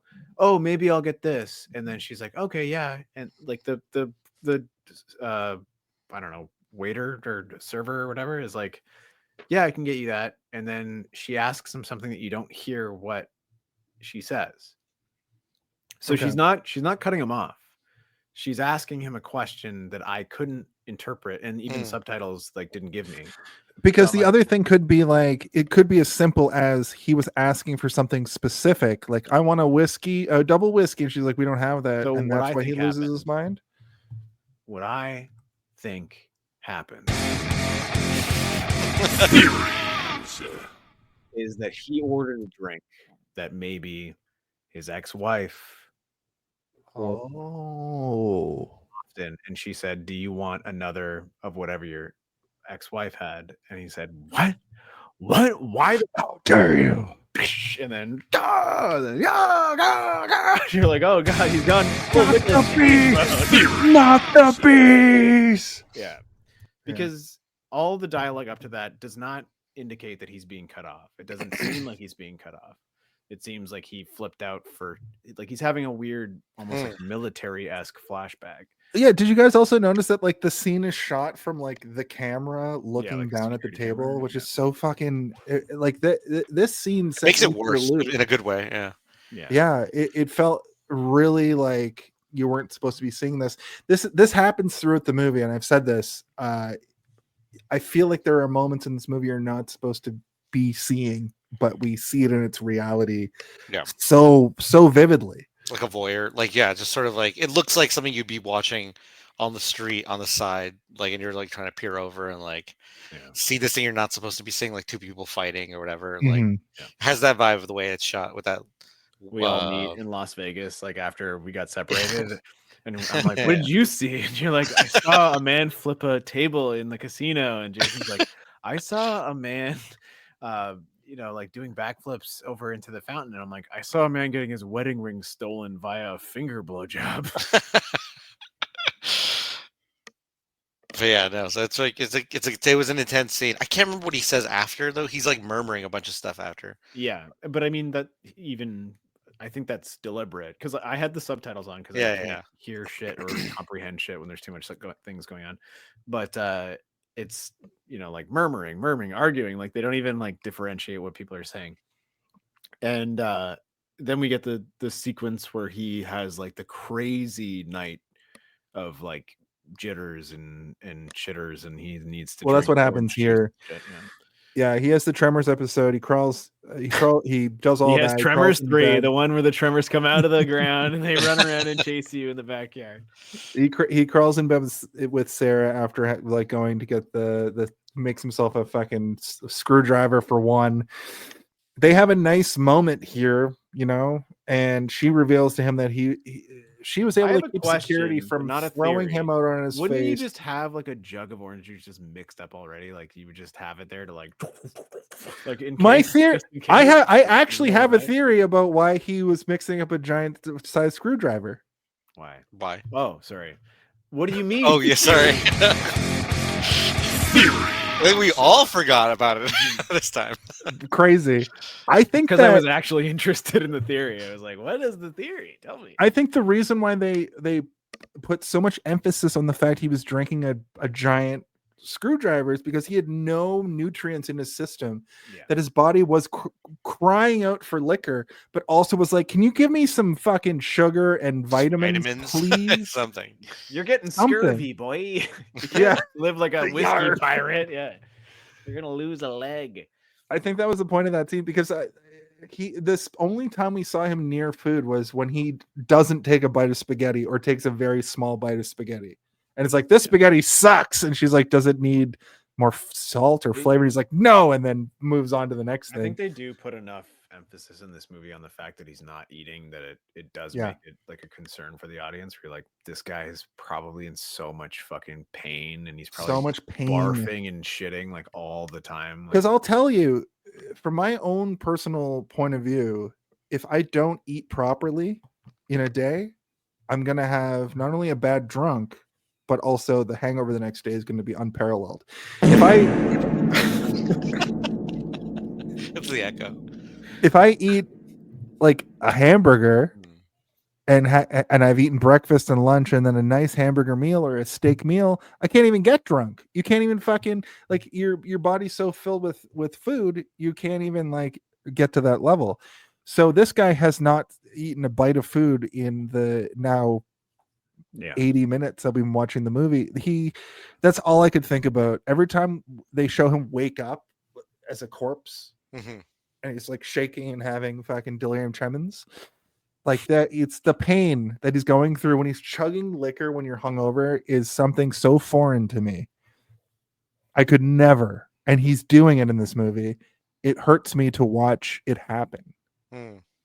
Yeah, it's disgusting. Dun, dun, dun, dun. Glad we were all waiting for the yeah, no, you could definitely like smell Nic Cage in this movie. Yeah. He looks like he smells like just alcohol. Like I did think that like when he goes back to the bed because like he's having a rough time over the sink and he's forcing the alcohol down, and she calls out to him, and he goes to the bed, and she doesn't say like what's wrong, what's going on. She just gets back in the bed, and she opens up the covers, and he gets in. She just holds him, and they have a conversation. It's like, this is where if you had any kind of like preconceptions of like what her purposes were here, it's like, no, she genuinely wants to take care of this person, because I don't think that she's ever had to take care of anybody other than herself, and having a person to take care of is gratifying, but also is like giving her an understanding of her own life in a way that maybe she didn't. He also reveals to him what happened. The security wanted to throw him out. Well, he's asking, like, he's like, what happened? Like, I don't remember. She was able to went in there, and she was able to explain to him that like, I was able to talk these guys down from literally like jazzy jeffing you out of this place into a pile of garbage. I was able to explain to them. What's it called again, Jason? DJ Clemens? DJ Jazzy Jeffing them out of, remember from Fresh Prince? And what he's like, how do you have this ability to be able to like explain these things? She's like, I don't know. I'm a world-class prostitute, I suppose. And that's pretty much that. Then he fucking sees the scar on her butt because he's trying to give her a back rub. Yeah. And this was explained earlier in the movie. I think we glossed over it or didn't really talk about it. But basically, Yuri used to beat the fuck out of her, but he would never touch the face. And when she would bring back not enough money or whatever, he needed to cut her. But you can't cut the face. So he would just cut her. You're like, wait, blood is also valuable territory. Maybe cut somewhere else. Yeah, but like. And cut her on the edge between her upper thigh and her lower butt. It will be hidden beneath your butt cheek and your thigh cheek. You got that heavy hanger only butt. Where edges meet. See, these are the kinds of jokes that I didn't think we were going to make, but Jesus. We only cut where no one can see in Latvia. Oh God, it is bad. It's very bad, but also it's bad though. It's yeah. I like going back to like, but no, it's horrible. Yeah. She thinks he's he punches her, and then she grabs a knife and pulls it out on him at one point, and then she gives him the knife, and she like reveals her butt, like she like pulls her skirt up and is like, go for it, like cut me if you want to again. And he's like, what are you doing to me? Everybody make me crazy all the time. I should go back to Latvia, but no one makes me crazy. Yeah, he has his own little mental breakdown. He's going insane. Like, I mean, and he's not even around for that much of the movie, but like, no, he does leave an imprint in my mind. Like he's around for enough that you're like, this guy is gonna be the big bad guy at the end, or at least the reveal to the big bad guy. This British Russian man is is definitely. He's like, hello, Latvia. I'm a British man. I'm from Latvia. I came from Latvia. We all come from Latvia. We're drinking ourselves into the grave. So the next sequence is the Green Ranger. Next sequence is I like defeated. Like the next sequence is Green Ranger. I guess. The joke I was going to make too is like, wait, if he would have just figured out weed and cocaine instead of alcohol, he'd be fine. That's true. Yeah. Ben and the Barfly and the boyfriend, which is like the Lion, the Witch, and the Wardrobe. I think was the callback here. Yeah, that's true. If only I had I don't have a sting for that. So basically, there's this sequence. Oh, here comes Michael Myers. He goes out to like get breakfast, and then ends up at the bar. This is the bar I've been in. I'm sure of it. I've been in this bar. I've smoked Marlboros in this bar. It's right underneath the Stratosphere bar. The Stratosphere is a casino. Oh, that one. Yeah, yes. That sounded like sarcasm. I really meant it. When when Madison and I went there, we lost our luggage. They were like, "Your luggage isn't here," so we had to go to a gift shop and buy like shitty Las Vegas shirts and shorts. And we're wearing our shitty Las Vegas shirts and shorts when we go to this shitty bar under the hotel that we're literally staying at. And I'm like, I'm gonna get a pack of smokes. I had quit smoking for a year, and then I'm like, it went in fucking Rome, went in Vegas, and I'm smoking a cigarette wearing clothes that I just purchased for $40 in the bar in this scene. I'm sure of it. But anyway, what happens here is he's just there being his charismatic self, Ben. And this barfly who kind of looks like what's her face from Natural Born Killers, but isn't, comes over and she's like, my boyfriend's boring. He's been boring me, and I need you to take me somewhere and fuck me. And he's like, well, darling. Well, I think the scene opens with her like getting hit by her boyfriend, like her boyfriend hit her. Like tossed off. Yeah. And basically she's like, he's like, hey boyfriend, can I talk to your girl? She wants to drink. No. What happens is she like comes over and she like slams into the bar, and he's like, we lean on the bar. We don't slam into the bar. What a Nic Cage he goes delivery. full, this is like the Nic Cage moment of the movie. It is. It really is. He just goes ballistic. This is like nuclear Cage, you know. You're like, oh, okay, it really is. Yes. Yeah, this is his we moment. lean into the bar, like just starts trying accents. Yeah, where he is doing a fake British accent this whole sequence. And it's pretty great. Yeah. And then she's like, so you're saying we lean? He's like, yes, we lean into the bar. And then she's like, will you buy me a drink? And he's like, a drink for whatever the fuck, no bra.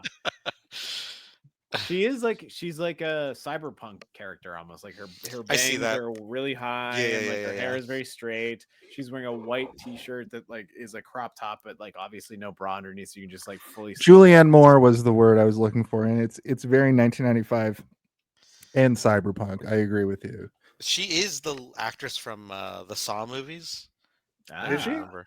Or she was also in Becker back in the day. Oh, I remember Becker. We all remember Becker. Yeah, John Larroquette. We all remember Becker. Jeez, Chucky. Chucky loves Becker. Jeez, Chucky. At any rate, he reminds me of the Joker and gets punched for his trouble. I think that headbutted. It's great. This is the thing that bugged me, is that he gets headbutted and his nose blows up or whatever, and then he comes back and it's like, you got punched, didn't you? And he's like, yeah. And I'm like, no, you gotta say you got headbutted. Headbutt is way worse than a punch. I don't know if you've ever been headbutted. It sucks. It's much worse than a punch. I headbutted a guy once, almost killed him. But there is that great scene when he returns. He gets back. It wasn't. I've never physically assaulted you yet. He gets back and like explains what happened. Jason will one day physically assault me. It'll be after one of those like soundbite ones too. Well, I'm doing a Joker impression. I just thought it was funny when he gets back to Sera and she's like cleaning him up and she kisses him on the nose and they're all sweet. So and then he goes, we got eggs. I thought that, I don't know, that resonated with me. I mean, drunk people can eat eggs, scrambled eggs specifically. Yes, yeah. I also resonate with, like, every once in a while he does do a delivery where I'm like, okay, I would do that. Like, I think when he forgets that she brought gifts and he's like, gifts! Yeah. Even though he said gifts earlier, he said it again. I'm like, oh yeah, gifts! Let's go. I'm really glad you bought me this shirt because my other shirt is stinky and I only have one. Yeah, covered in puke and fucking whiskey. Thank you for this salmon shirt that I'm gonna wear with my navy blue. This suit actually is the one suit that I have, and it's the one thing I brought from my I wanted to shed my skin. I wanted to shed my skin. Here's a little thing that I wrote here. Declaration of Independence. Oh god, independence. They keep doing these cute moments, but then he will do an alcohol sickness cough or look absolutely haggard. It's really interesting a really interesting way to tell a story. It almost feels like he is dying of cancer. I mean, alcoholism is a form of cancer in a way at this level. Yeah. You know, the way he says something absolutely disgusting to her. So this is when they're in the mall now, right? And he leans over to her as he puts an earring on her. He buys her a pair of earrings. He reveals it to her. He leans over and says some fucking out of pocket, like, Yeah. just the way a young man bangs you up against a pillow in the penthouse. And I reeled from that. Like, that made me feel so fucking disgusting. And then that's the moment we were talking about earlier where it falls apart for them, and he gets up, and then the old man, the Grim Reaper or whatever. Like, this is the most real that the two of them are with each other in the whole movie, because he says all that while like this weird like mall music is like, playing too. Yeah, they also like there's a birthday party happening behind them. I don't know if you guys know this. There's like a Really? children's birthday party, like Yeah. kid opening presents and shit behind them. What's it called? Yeah, that also is like because he did express that did come after like them expressing him expressing some jealousy with her doing her job a little bit. Like it started to creep in, even though they haven't had sex. Even though they haven't had sex, Yeah. And then he like that's when he like has another. But you're right, out of pocket still. Like it wasn't even built up so far throughout that day. He seemed okay until he puts it in her ear, and then it just starts whispering that shit. And I had to rewind it because I wasn't sure what he said. Yeah. Well, I can relate to this sort of thing because my dad's wife is like is this Nic Cage character of like switching between sweet and saying these like horrible things. And then, like, forget about that. It's not a big deal. Like, again, Steve, you don't have to put your therapy coat on and get the notepad out. But what I will say is that's what alcoholics are like. They can really, like, I grew up with this. Like, both of my parents are like this too. Like, you can really have just like a nice moment with another person, and then they'll lean in and say some like the craziest shit you've ever heard. And my dad's wife is absolutely that. Sober, she's fine. But then if at 5 p.m.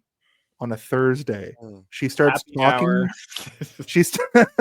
she starts saying too much per capita, I'm like, oh, by 9 p.m. we're having a family crisis. Right.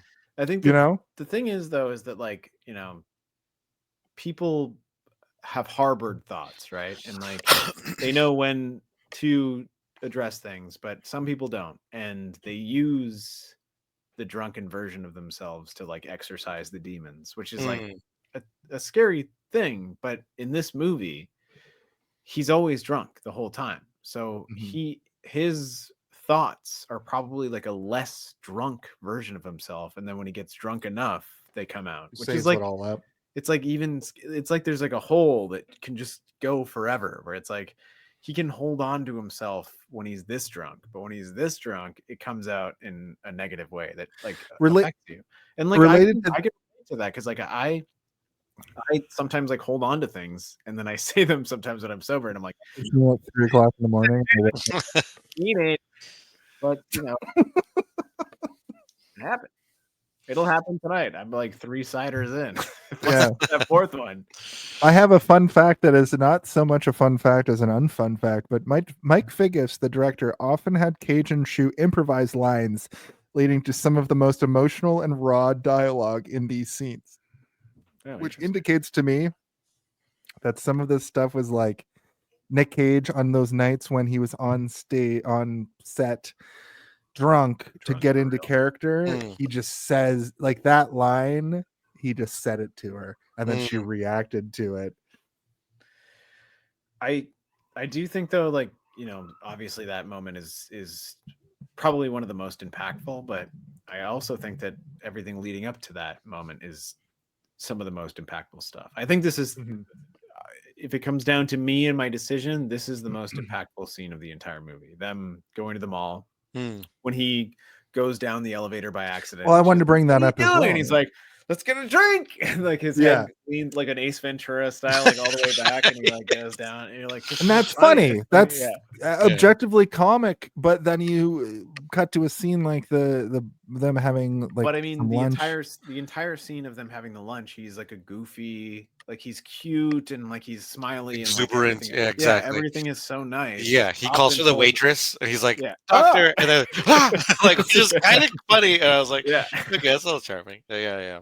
But like everything up until that moment is so sweet and nice, and you can feel why she loves him, and then the monster But you rears its find head. yourself in these scenes crying two ways. You know, you find yourself like crying like, oh, this is so funny, and then also like how dark it is. You're crying the other tears. Of course, yeah. At the same time, which I've never experienced in a movie. I've never had this visceral reaction to any film I think I've ever watched. Definitely nothing on this show, but any film I've ever watched, I've never been like happy and sad at the same time the way that this movie has made me feel multiple. This was the scene where I got misty and I was like, what am I even misty about?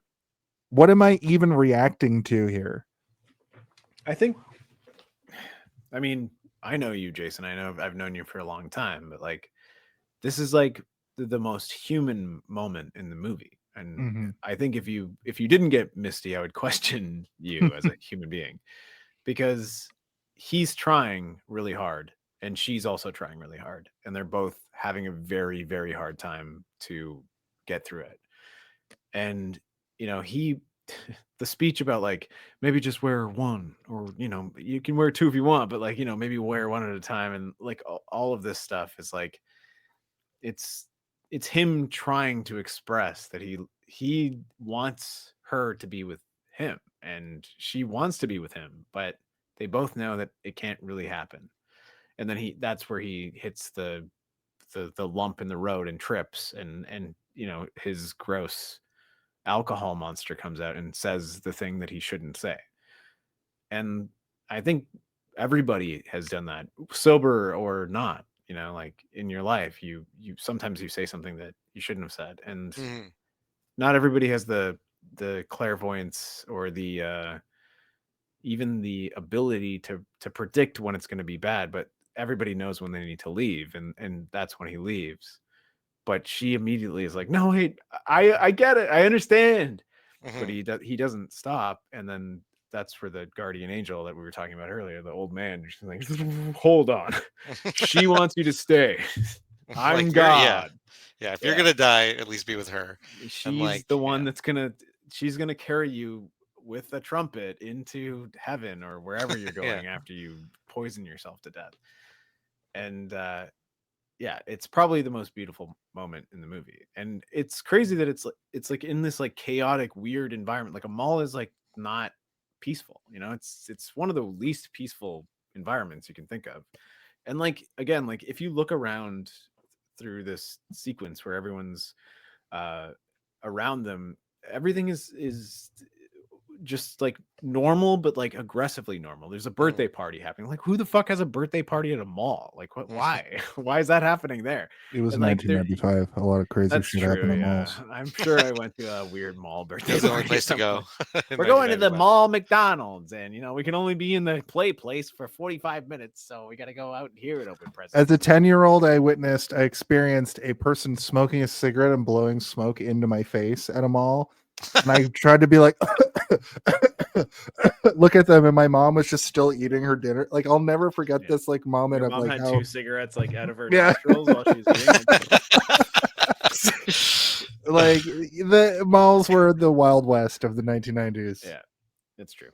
But I mean, what I mean to say is that everything around them is like so aggressive, and what they're having is this like extremely beautiful and connected moment, whereas everything else is like should be overpowering them, but it becomes silent. And then, you know, that man who is, you know, I would love to rewatch the scene and see if like him and his wife are watching them or something in one of these background shots and get up before them or something.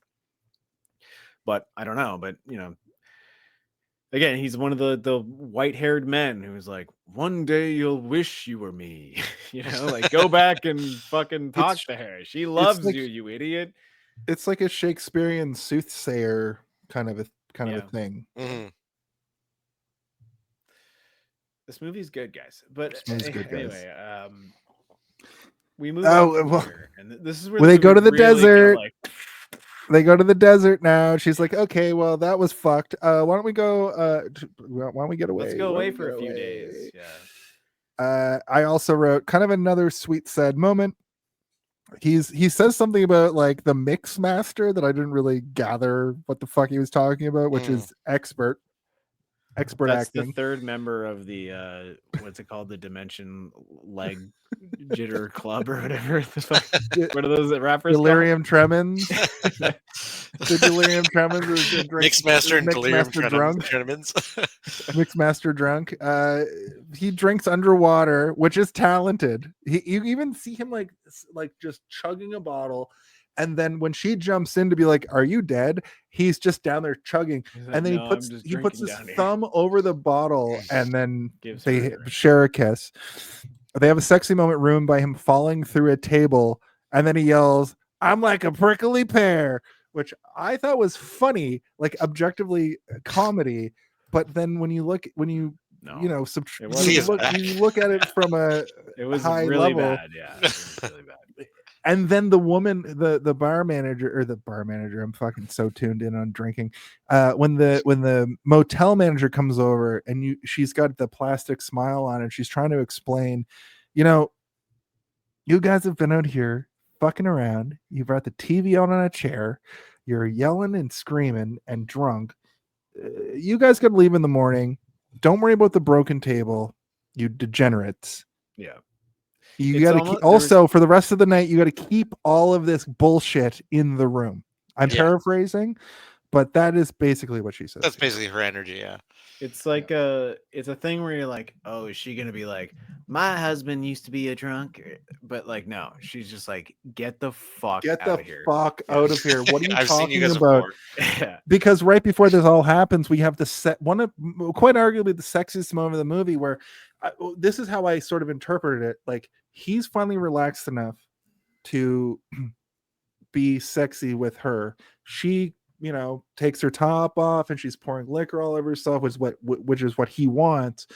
I got the impression that he was ready to have sex here, and then he fucked it all up by standing up and falling through a glass table. Well, and yeah, he did. When he's walking away, his back's all bloody. And I was like, this could have been like in any other movie, this would have been a sweet moment where they go and we could just get like an 80s sex scene or whatever. And then they fuck, and then afterwards he's like, maybe I should stop drinking. That's exactly what you want to happen. But no, the movie needs to, it has to have roadblocks. He's on that path. Yeah, he's not allowed to stop. And that's another like moment of like, where his sloppiness makes this opportunity for him to miss this possibly tender moment of him hearing her say I love you, or him like you said, getting this moment to be like, to finally be with her and be intimate with her. And like, but yeah, he never fully gets the redemption, the clarity, or the window to be open where he realizes that she is the thing that can make him stop. Yeah. He's always like, no, he doesn't want any part of that. Either. No, exactly. He's not purposefully falling through the table, but like, if you were to take this to like a biblical idea, it's like, no, the devil is going to trip him and he's going to fall. Always be this. Exactly. Yeah, exactly. Yeah. And then that lady, we were watching it. Danny was like, why is she so mean? I'm like, well, they were sucking tits and shit. She came out and she's like, y'all need to get the fuck back in your room and stop sucking tits. There's kids. My interpretation, in the hotel. My interpretation, the way that Sera presents this is, I know what place we can go to, which means that she's probably brought people here before. And the fact that she brings this disaster of a human being there, and then they just act like teenagers who have never left their houses before.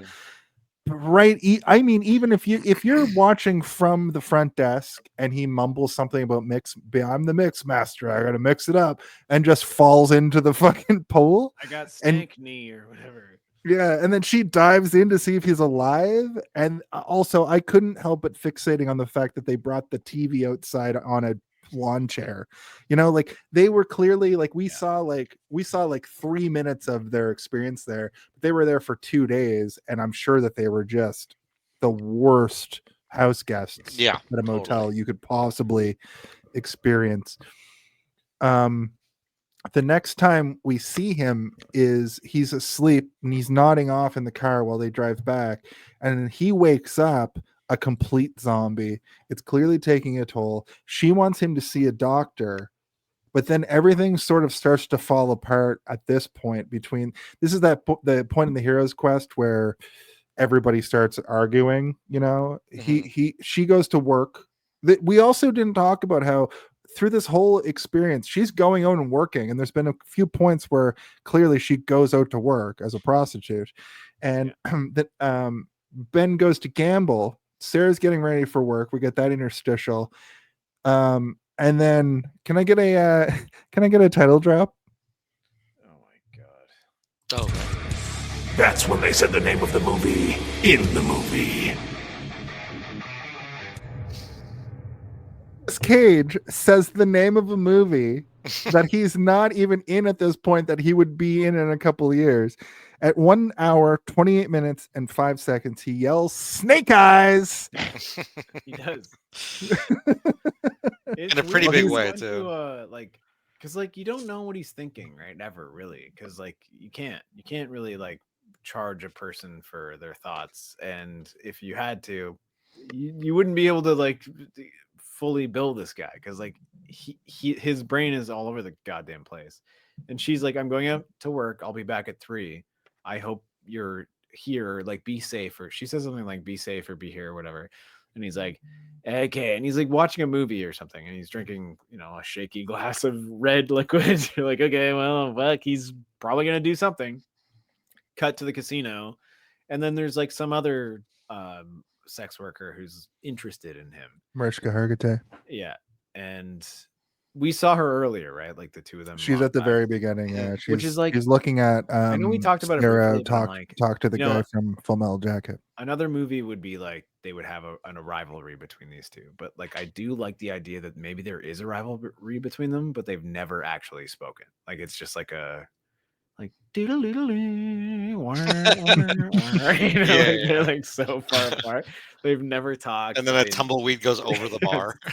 Yeah. And then someone's like, "Snake Eyes!"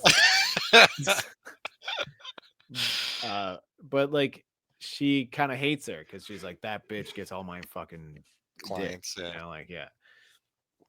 And essentially what happens is they make eye contact.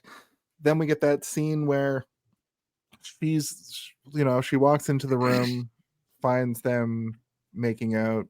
She gets hurt. He's sort of like, well, I think the catalyst for this scene, the catalyst for this scene, the reason why I see it from Ben's point of view a little bit, is when Mariska Hargitay comes over to him, she asks him, "Are you in town for a convention?"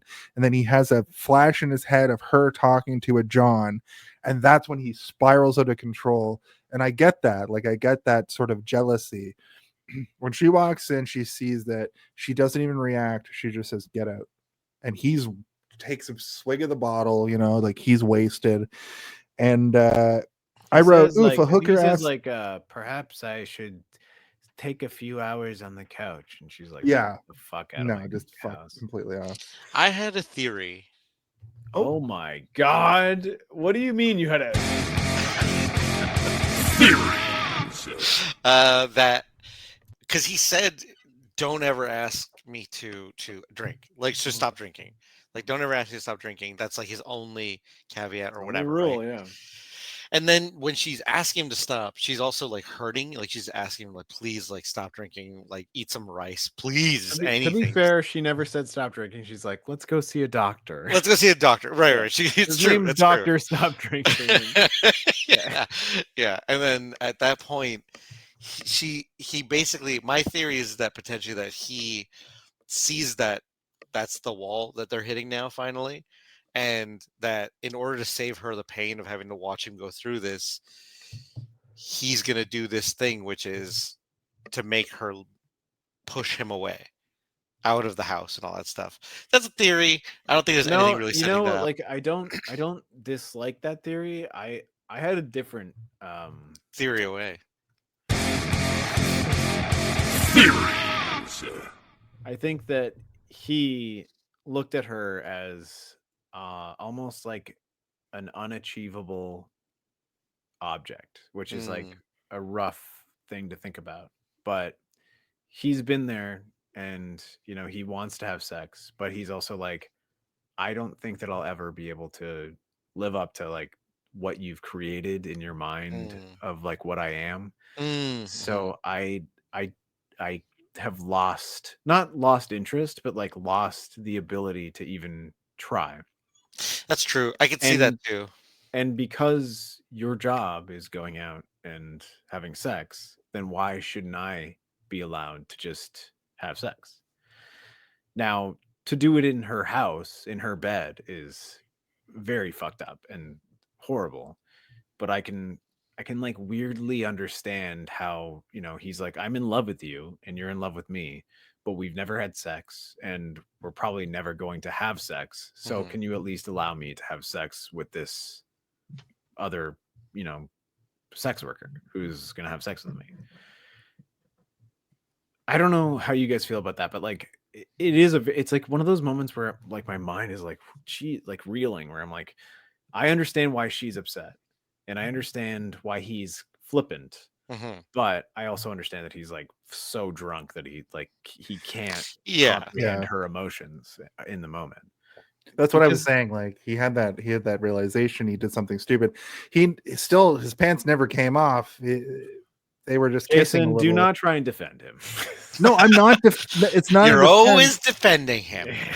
You just want to watch her die.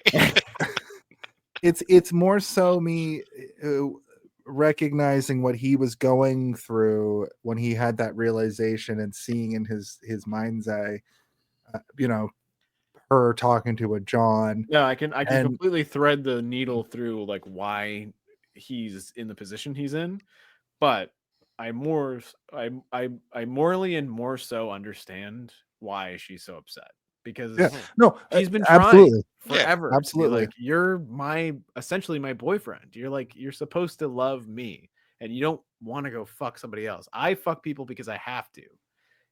I have to pay the rent. I have to pay the utilities, and I have to buy the food.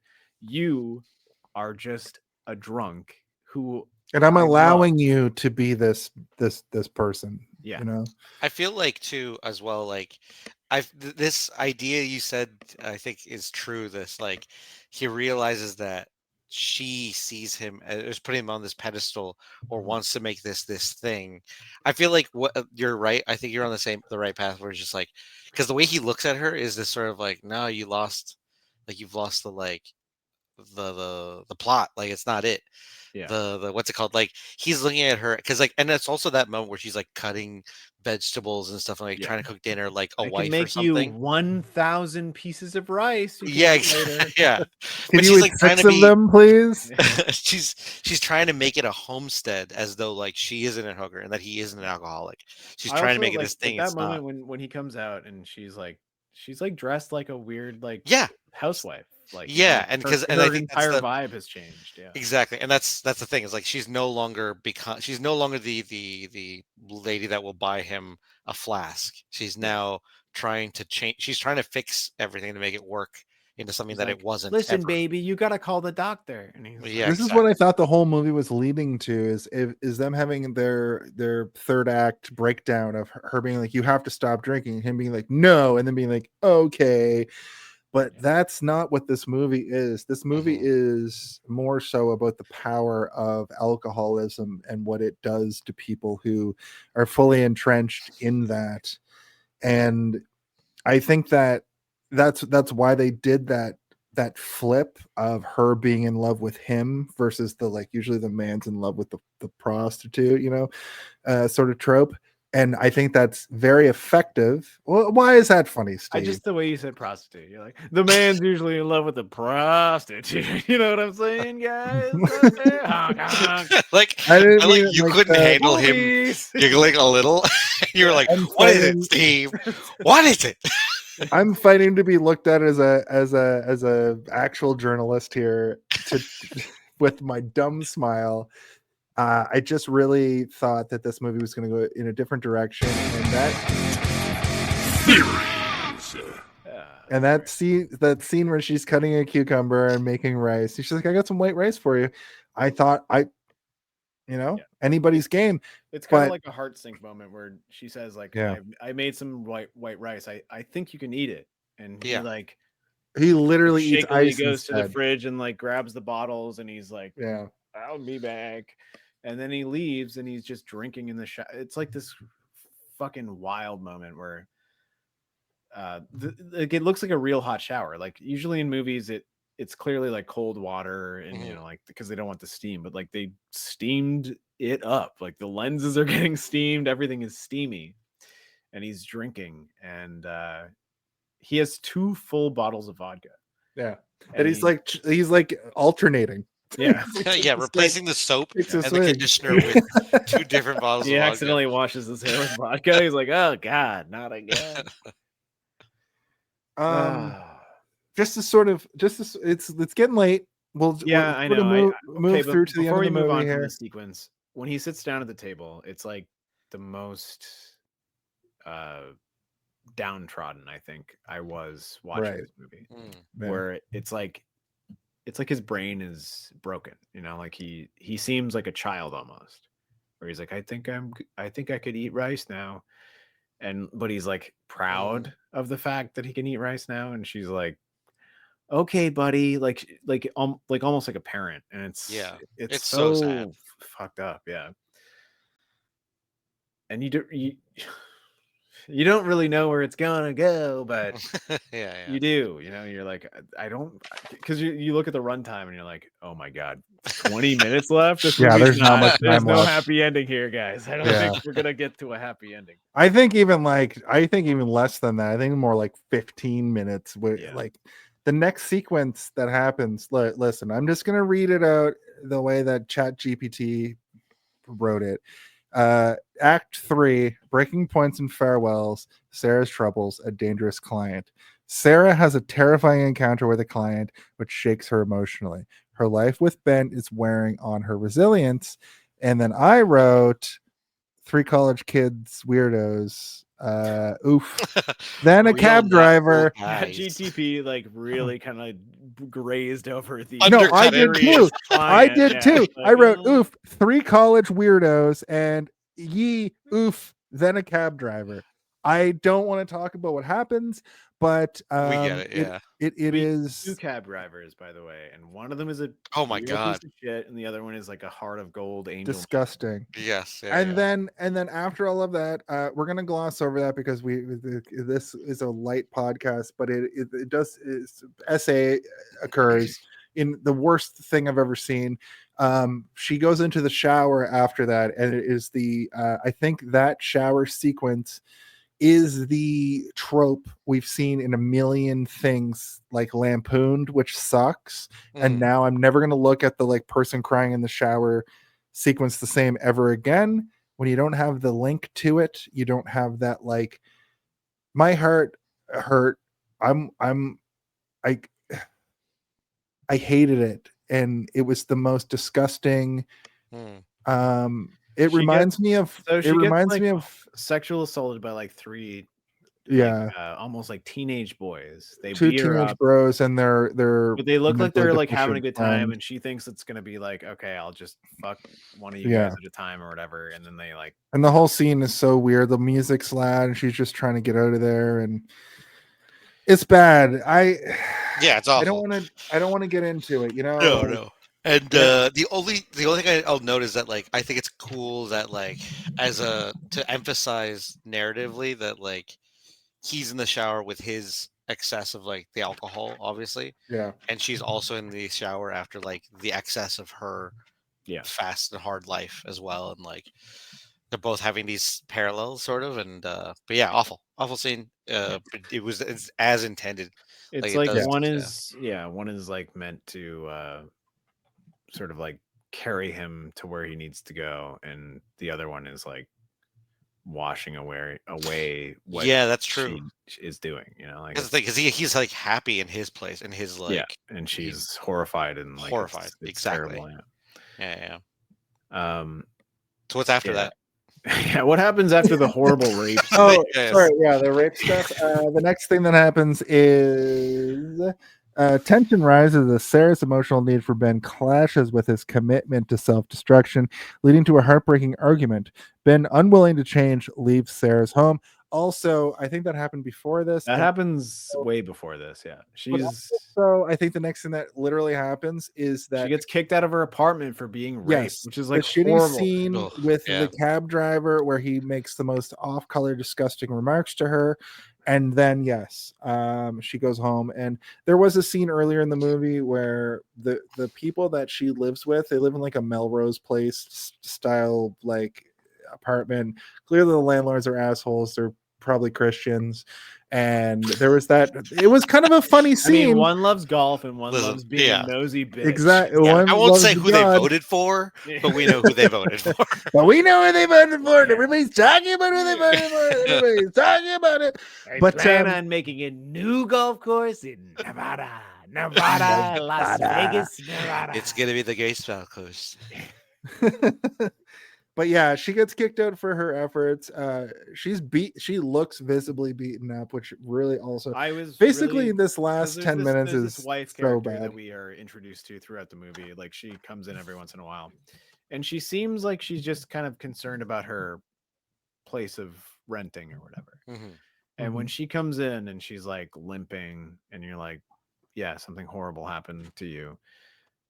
She like looks through the window and she has a very concerned look on her face. Mm-hmm. And I was like, oh my God, I really hope this woman like Fingers doesn't- crossed. Yeah. Yeah. I was like, please, please, please, please. No. And then the door opens and she's like, you got to get out in a week. And I was like, what the fuck, lady? Like, come on, man. I know. It was awful. She had a cool Flintstones style like dress at one point. I was like, that looks Yeah, like even a the cool husband had dress. the cliche Maybe like she's a cool golfing lady. guy thing going on. Her husband's obsessed with golf, I guess. It was kind of a funny scene earlier in the movie where he's sleeping on his own suitcase when he's about to move into this place. Yeah. But it's not funny now. Fun fact, Elisabeth Shue's performance as Sera earned her an Academy Award nomination, and her role has been hailed as one of her most powerful. That's easy to say. Yeah. ChatGPT. That's easy to say because Elisabeth Shue I usually associate with like teen dramas from the 80s. I thought Jason was gonna be like, from the foot searches I have online, I love feet, Elisabeth Shue. Listen, I don't love feet. Anybody that has a foot fetish is a pervert. Well, then you must get out of Latveria because we love feet. We only have feet fetishes in Latveria. Listen, I have to tell you guys something about knowing Ben's end is near. Sera finds him in a cheap motel room. They share a deeply emotional, intimate moment, knowing it's the final goodbye. The end of Ben. Fun fact, the movie's bittersweet conclusion was a deliberately ambiguous in the novel, but was powerfully realized on screen with a sense of finality that leaves a lasting impact. Is that ChatGPT? Is that a fact, or is that how you Why feel? do you keep asking me, computer? Why don't you ask us? I'd like to ask you guys the following question. Go. She finally finds Ben. He's fucked. I feel like this may be the first time they have ever had sex. This is so uncomfortable. It is actually. It is, yeah. That was actually my final theory. Are you telling me that this is a final theory? They had sex the following times. She put his penis in his flaccid penis in her mouth one time at the very beginning. No, we're going by Bill Clinton rules here, Jason. What the hell? I did not have sexual relations with that woman's. I was getting to that. Butthole. He put his flaccid penis in her mouth. Then he put a cigar in her vagina, and then until then, nothing. Yep. And now they finally have sex for the first time, and he dies. Is that what? Oh, this is so uncomfortable. That's my final note. I weirdly, the end didn't make me as uncomfortable as a lot of the other stuff. because I was like, I thought he was gonna be dead. I thought she was gonna like be like, I gotta open these curtains, and he was gonna be like, ugh, with like flies in his eyes, like Yes, that's what I was like, scared of. That was the yeah. more scarier thing. Yeah.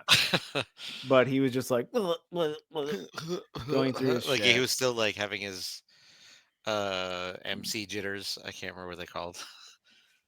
Yeah, they're Delirium Tremens. Delirium tremens. The classic Yo, 80s it's rap delirium group. tremens, hi. Yo, it's We delirium are tremens. Delirium Tremens. We do rapping. Ben passes away in Sarah's arms. A tragic yet peaceful end. Sarah's left alone, devastated, but ultimately accepting the loss. Fun fact: Leaving Las Vegas is based on a semi-autobiographical novel by John O'Brien, who tragically took his own life 2 weeks after learning his novel would become a film. Jesus. Adding an eerie, real-life poignancy to the film. Reflective epilogue. Sarah's narration. In a voiceover, Sarah reflects on her love of Ben and the impact he had on her life, leaving viewers to ponder the nature of love and acceptance. Fun fact: the film was made on a shoot. No, I can't read this. This is part of the ending. Fun fact: Nicolas Cage prepared intensely, earning his first Academy Award for Best Actor. Filmed guerrilla style in Las Vegas, lending authenticity to the setting, based on John O'Brien's novel, which has tragic autobiographical elements.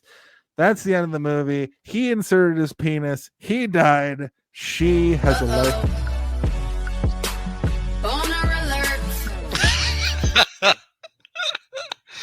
Very good. God, Jason, why would you do that?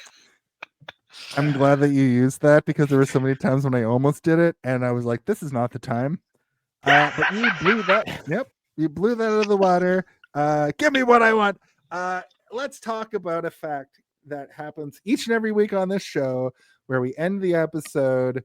And then what we have to do is talk about the Home Alone of it all. If you had to pick one, what do you think the Home Alone of it all? The Home Alone of it all? Can someone please tell me when the Home Alone? I really gotta know. When is the Home Alone of it all? What is the Home Alone of it all? Now that's the Home Alone of it all.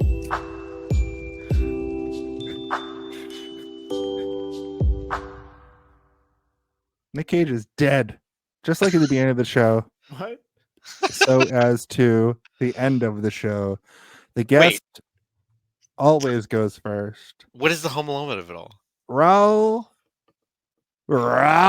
Figure it out. What's your Home Alone of it all? I guess I should explain to you what the Home Alone of it all is. Yeah. You've been on this show before, and we had this when you were here. But the Home Alone of it all is the simple fact that in the movie Home Alone, Kevin McAllister slams down a blueprint of what he's going to do to Harry and Marv. Yes. And that's the part of the movie we all came to see. And the Home Alone of it all on this show, I posit, is the part of the movie you came to see for any film in existence. Now, it does I have get to go tricky. to the bathroom really badly. Is it okay if I go? And Yeah, come it's back? fine. It'll be quick. I'm still explaining. It's tricky for this particular film because of the nature of the film, but it is essentially kind of your favorite sequence of the movie. Sometimes it's like the third act. Sometimes it's like when literally Kevin McAllister slams down the blueprint.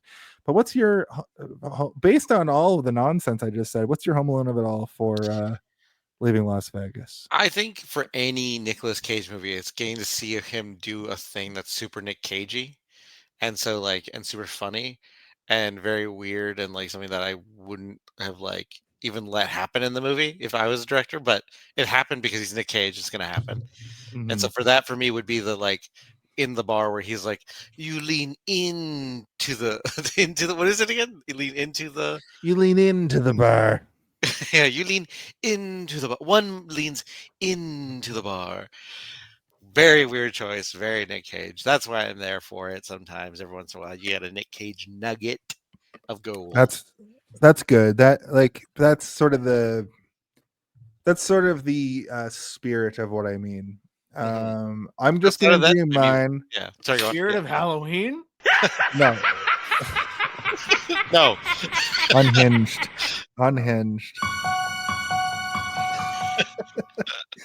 Mine is literally just when he goes to, like, when he leaves for Las Vegas, and then that when he gets to there, and that's my Home Alone at all this week.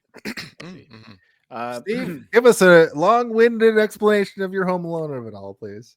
Well, mine is when he arrives in Las Vegas and he's drinking, and we are getting this sort of like back and forth between our new character Sera and him, and when those two things meet, where he stops the car and she's like looks directly in his eyes, and he's like, he's been drinking in front of cops, he's drinking beer like in his car, and she comes up and she's like, hey, by the way, fuck you for almost running me over, are you sorry? And he says, yeah. Yes. That's when the movie kind of begins for me, because it shows he's unlocked something in his mind where he's like, that woman is like the most beautiful woman I've ever seen in my life. And the way they film it, she is like the most beautiful woman who ever existed, like in that sort of, in his mentality, but also in like the way that they shoot it. Like she's like stunningly beautiful. And then she walks away and she gives the finger and she does the half face. I'm like, oh my God, Elisabeth Shue, more like Elisabeth Boot. She's gonna kick your ass. She's Elizabeth so good. Boobs was right there. I would never say Elizabeth Boobs. I know. He's a classy man. Twisted pervert. I'm a twisted.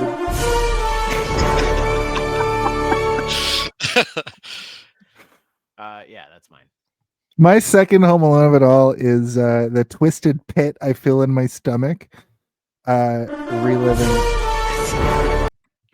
Reliving this whole movie. This was a lot to go through again.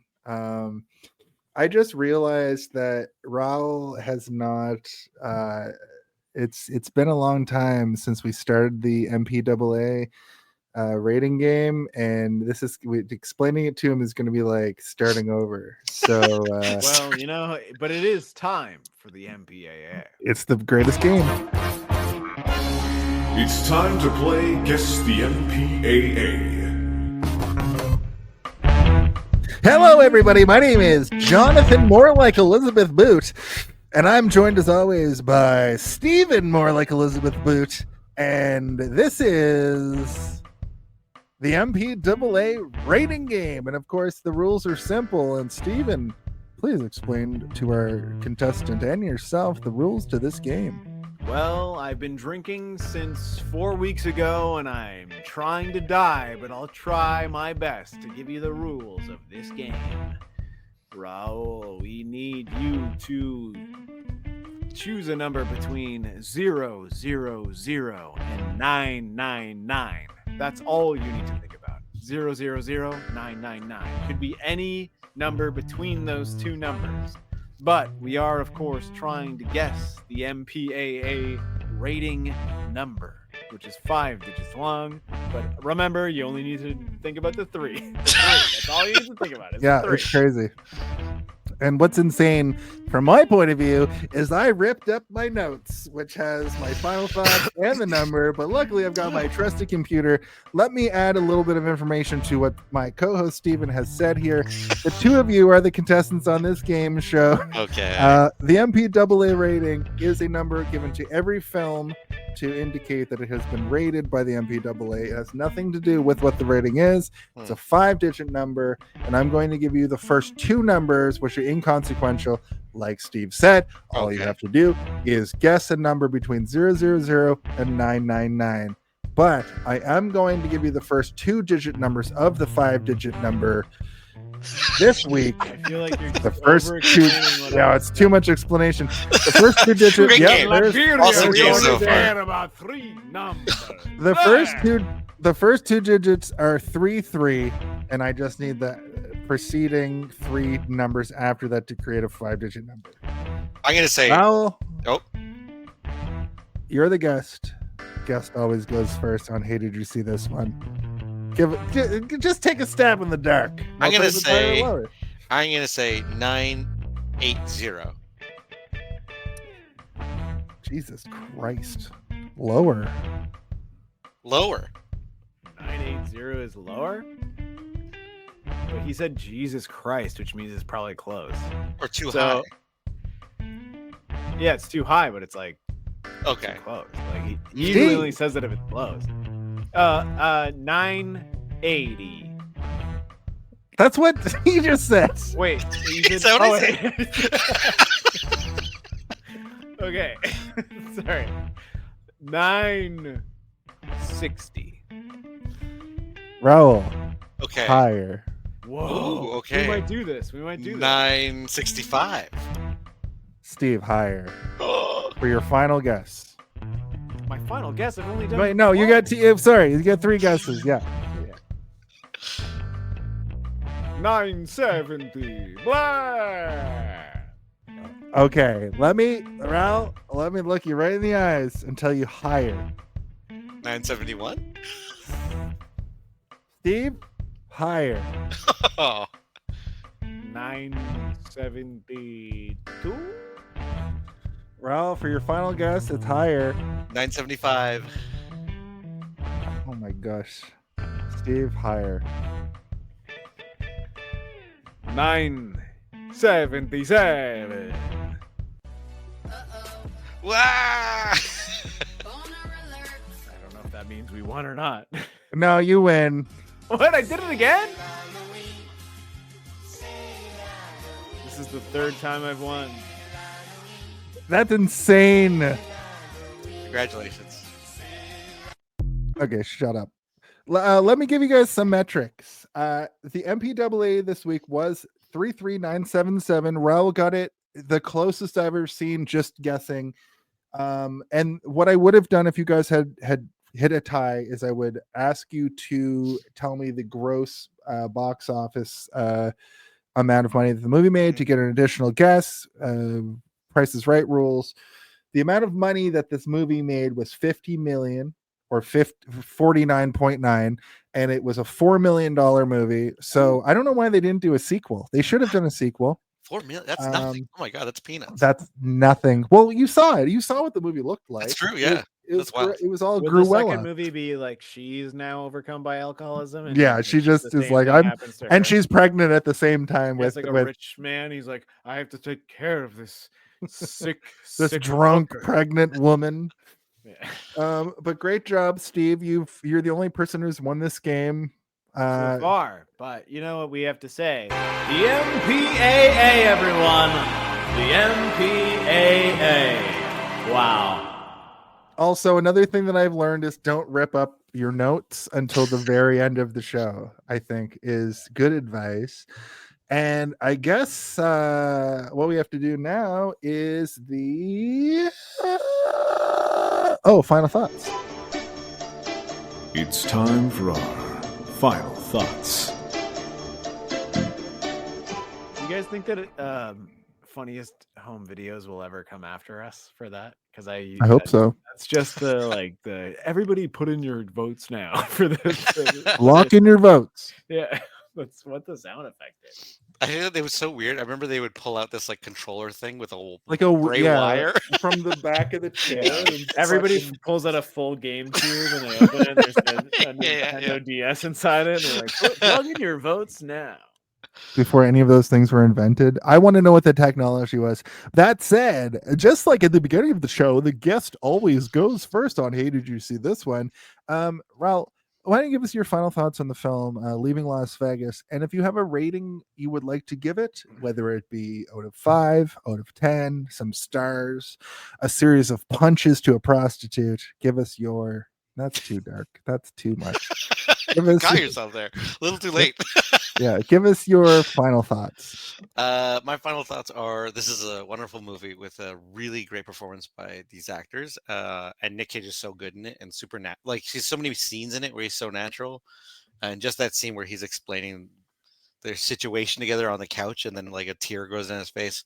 It's amazing.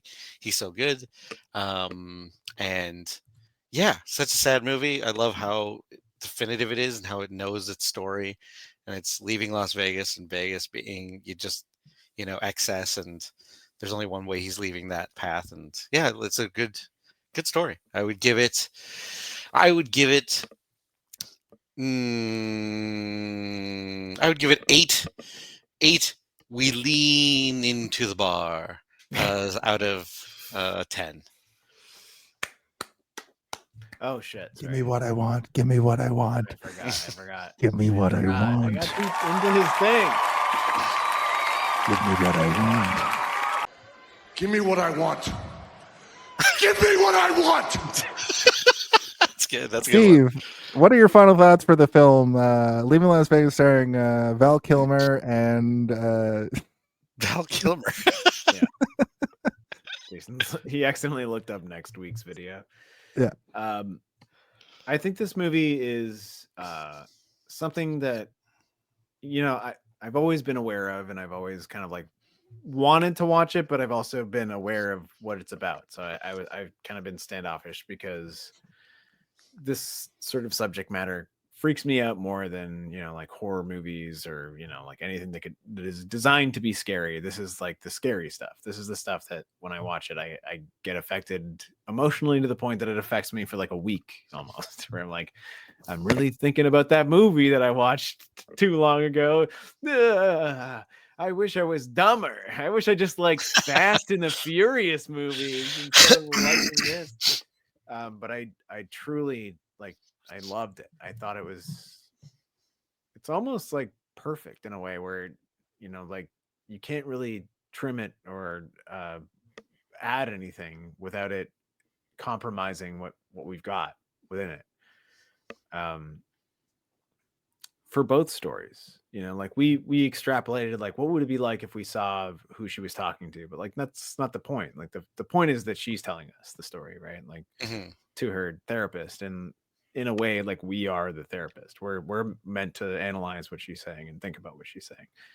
And we can't give any advice to Nicolas Cage, but we're getting it through her as well. It's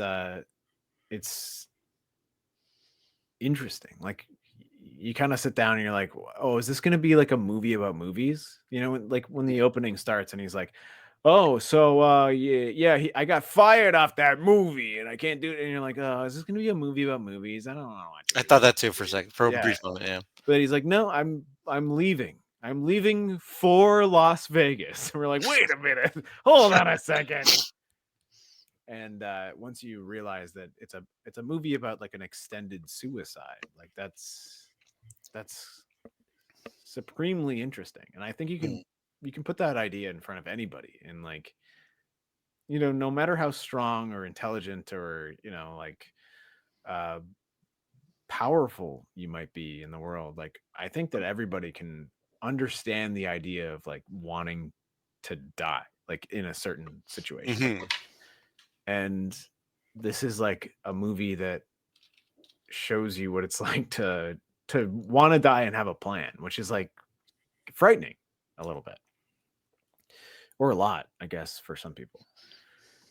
And it's not just about him though. It's also about her. And as soon as you're sort of running out of empathy for him, your empathy for her rises, and it kind of balances out where you're never out of empathy. You just constantly are doing this sort of juggling act of feeling everything that he's feeling and then also feeling what she's feeling, which, I don't like to say it's a perfect movie on this show because no movie is a perfect movie, but it is kind of a perfect movie in that sense where you're never not feeling something for somebody, even when she goes into the room and there's there are people talking about me. You're I also kind of feel for this weirdo. What the heck? Everybody in this movie is empathetic in some way.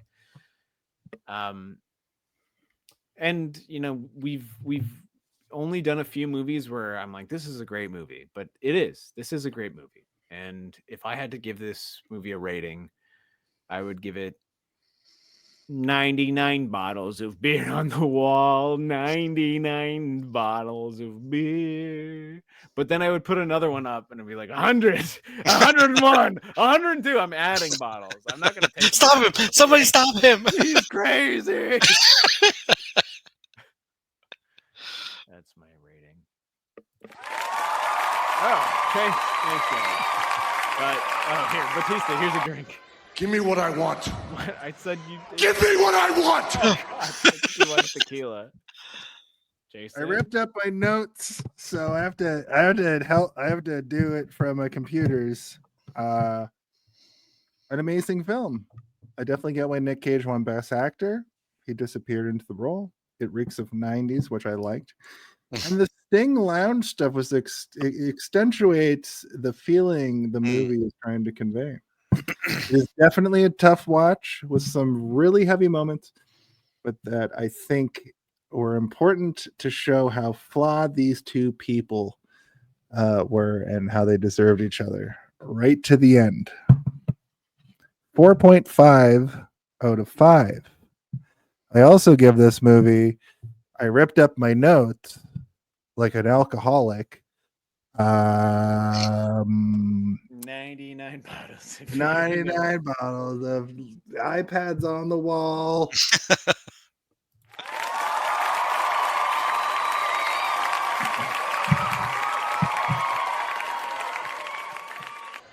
Give me what I want. Give me what I want. Give me what I want. What is the context here with that one? Like, I'll give you a quick.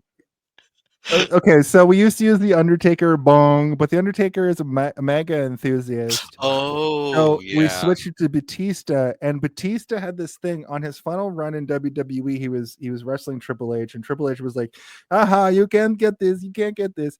But as Batista was leaving the ring during this, said, switch it up for someone like Batista, maybe. Well, yeah, but it's a very famous meme in the wrestling world where he said that. And it's because of him trying to get a world title match with Triple H as he was leaving the company.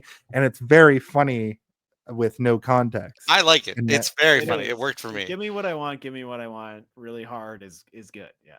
It is good. And I appreciate the reason behind changing it from Undertaker, because that was a surprise to find out he had an opinion. I knew Kane sucked, but the Undertaker, and I kind of knew the Undertaker sucked. He's a thin blue line guy, which I'm okay with, whatever. I hate police, but it's kind of a dumb movement. When he was like, "Hi, I'm the Undertaker, and I'm here to tell you about my presidential candidate, Donald Trump. I'm an undead mortician who can use lightning magic, and I love Donald Trump." I was like, you know what? I think I can separate the art from the artist only so far. So we're gonna remove the Undertaker. Boom.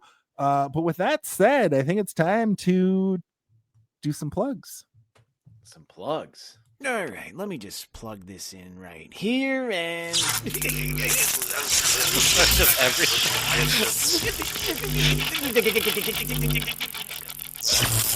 It's really incredible how many you have. And now's the time we introduce that we will do plugs. And that's so good. Raul, do you have anything that you would like to plug? If you don't, do you have a message for the world? I don't have anything to plug. I have social media. I'm on Instagram if you want to follow me. That's just for fun. I mean, there's nothing really particularly I draw things. I draw things. Blah, blah, blah, blah, blah. It's Raul stuff. My Instagram is Raul stuff. And outside of that, peace, love, and don't keep drinking. Try to if you're drinking casually, it's fine, but don't get crazy. Take control of yourself. Don't go full Nick Cage. And I love you all. And thank you for having me on. I love this. I appreciate that it made me watch the movie because I was not going to see it otherwise because it seemed like a heavy watch. So I appreciate that I had to watch it for this. Yeah. And so it was awesome. So thank you. So thank you for that.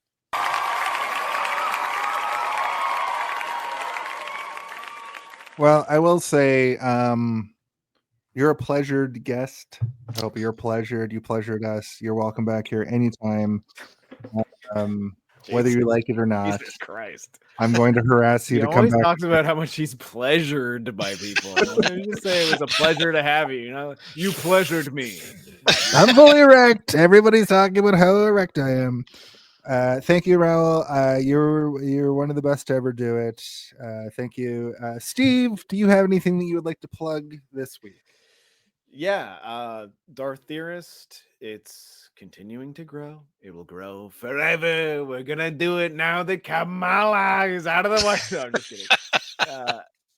No, we're doing good. It's a good channel. watch it. If you like Star Wars, then you'll like it. True crime stories also doing well. Watch that. And the other ones, I'll sprinkle them here and there when they start to, matter more, but they don't right now. So yeah, those two. That's it.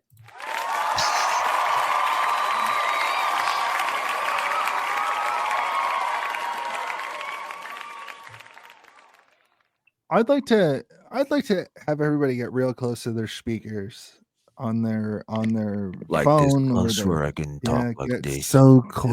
Like Get so this. close. Get real close. You all need close.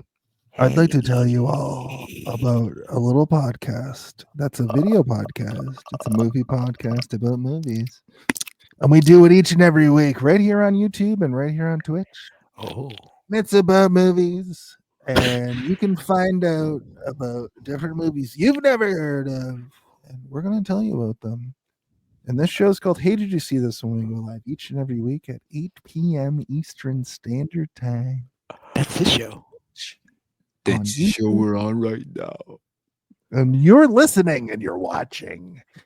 In addition to that, I'd like to tell you guys about something we've got going on right now for our 4-year anniversary. We've got a live store that you can buy photos off of. Are you telling me we got a live store? Ding dong! Ding dong! Ding dong! You fucking nerds. We don't have this. This, unfortunately, we don't have on a shirt. But last month we did the Grimoire Familiar Killers, and you can get the Grimoire Familiar Killers put onto a shirt. And look at that. Steve drew it. Steve drew it right from his fingers. That's awesome. Your shirt. We also have the Kill Aid. It's a Jason mask blasting through. That's an inside joke from an episode. You have to go back and watch all of our episodes based off of. You go back and watch, and you'll see him. We also have a fan favorite, Twinkerbell. Twinkerbell can be put on a shirt. Good, for a limited time only. That limited time is forever. And this week, I'm going to release the greatest and best head that's ever been seen. It's a giant head that can be put on a shirt, and it's Zardoz. Zardoz speaks to you. He demands you synopsize this film. Tell him how, why, who, what occurs in this film. These are all shirts you can get on our stores. You can buy them. They're very cheap. It's only $20. It helps us if you buy them. In addition to that, I am a professional wrestling announcer for Superkick Pro Wrestling here in Toronto. We have a show coming up, I believe, whatever the next Friday is, the last Friday of the month. I love it that Twinkerbell and Zarados are merchandisable now. Me too, buddy. Me too, Tim. Thank you. We'll see Tim later in the month. Tim's coming on in 2 weeks from now. Talk about another Nic Cage special. But this has been, hey, did you see this one for this week? I'll of course take care of the ending stuff, but I do have to make sure that we are. I'm coming, brother. Almost there. There he is. I have to make sure that we are asking ourselves the same question that every single human being on planet Earth, all 8 billion of us, are asking each other each and every week. And the guest always gets to ask this question first. So, Raul, will you please ask a question that is necessary? Who the guest next week? Is that the question? No, I told you what the question was. It's the name of our show. Oh, sorry, right. Oh, no.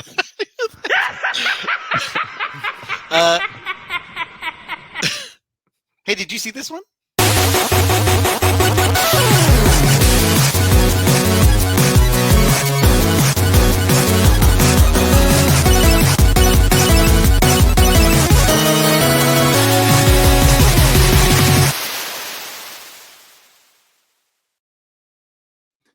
Well, there we go. We went to Las Vegas and we found out that the quality of life there is not so good. Jason, I can't come to the show next week. Why not? I gotta leave Las Vegas forever. How come? Because we've lived here for way too long, and everyone thinks we don't live here, but I can't lie anymore. I gotta leave Las Vegas forever. But I've been asking this question every day. What question? Hey, can you leave Las Vegas tonight? All right. Beam up some Star Trek content with Live Long and Podcast. Tune in to X-Rated, the X-Men animated review show. Artistic interviews with graphic histories. A roundtable movie discussion with Hey, did you see this one?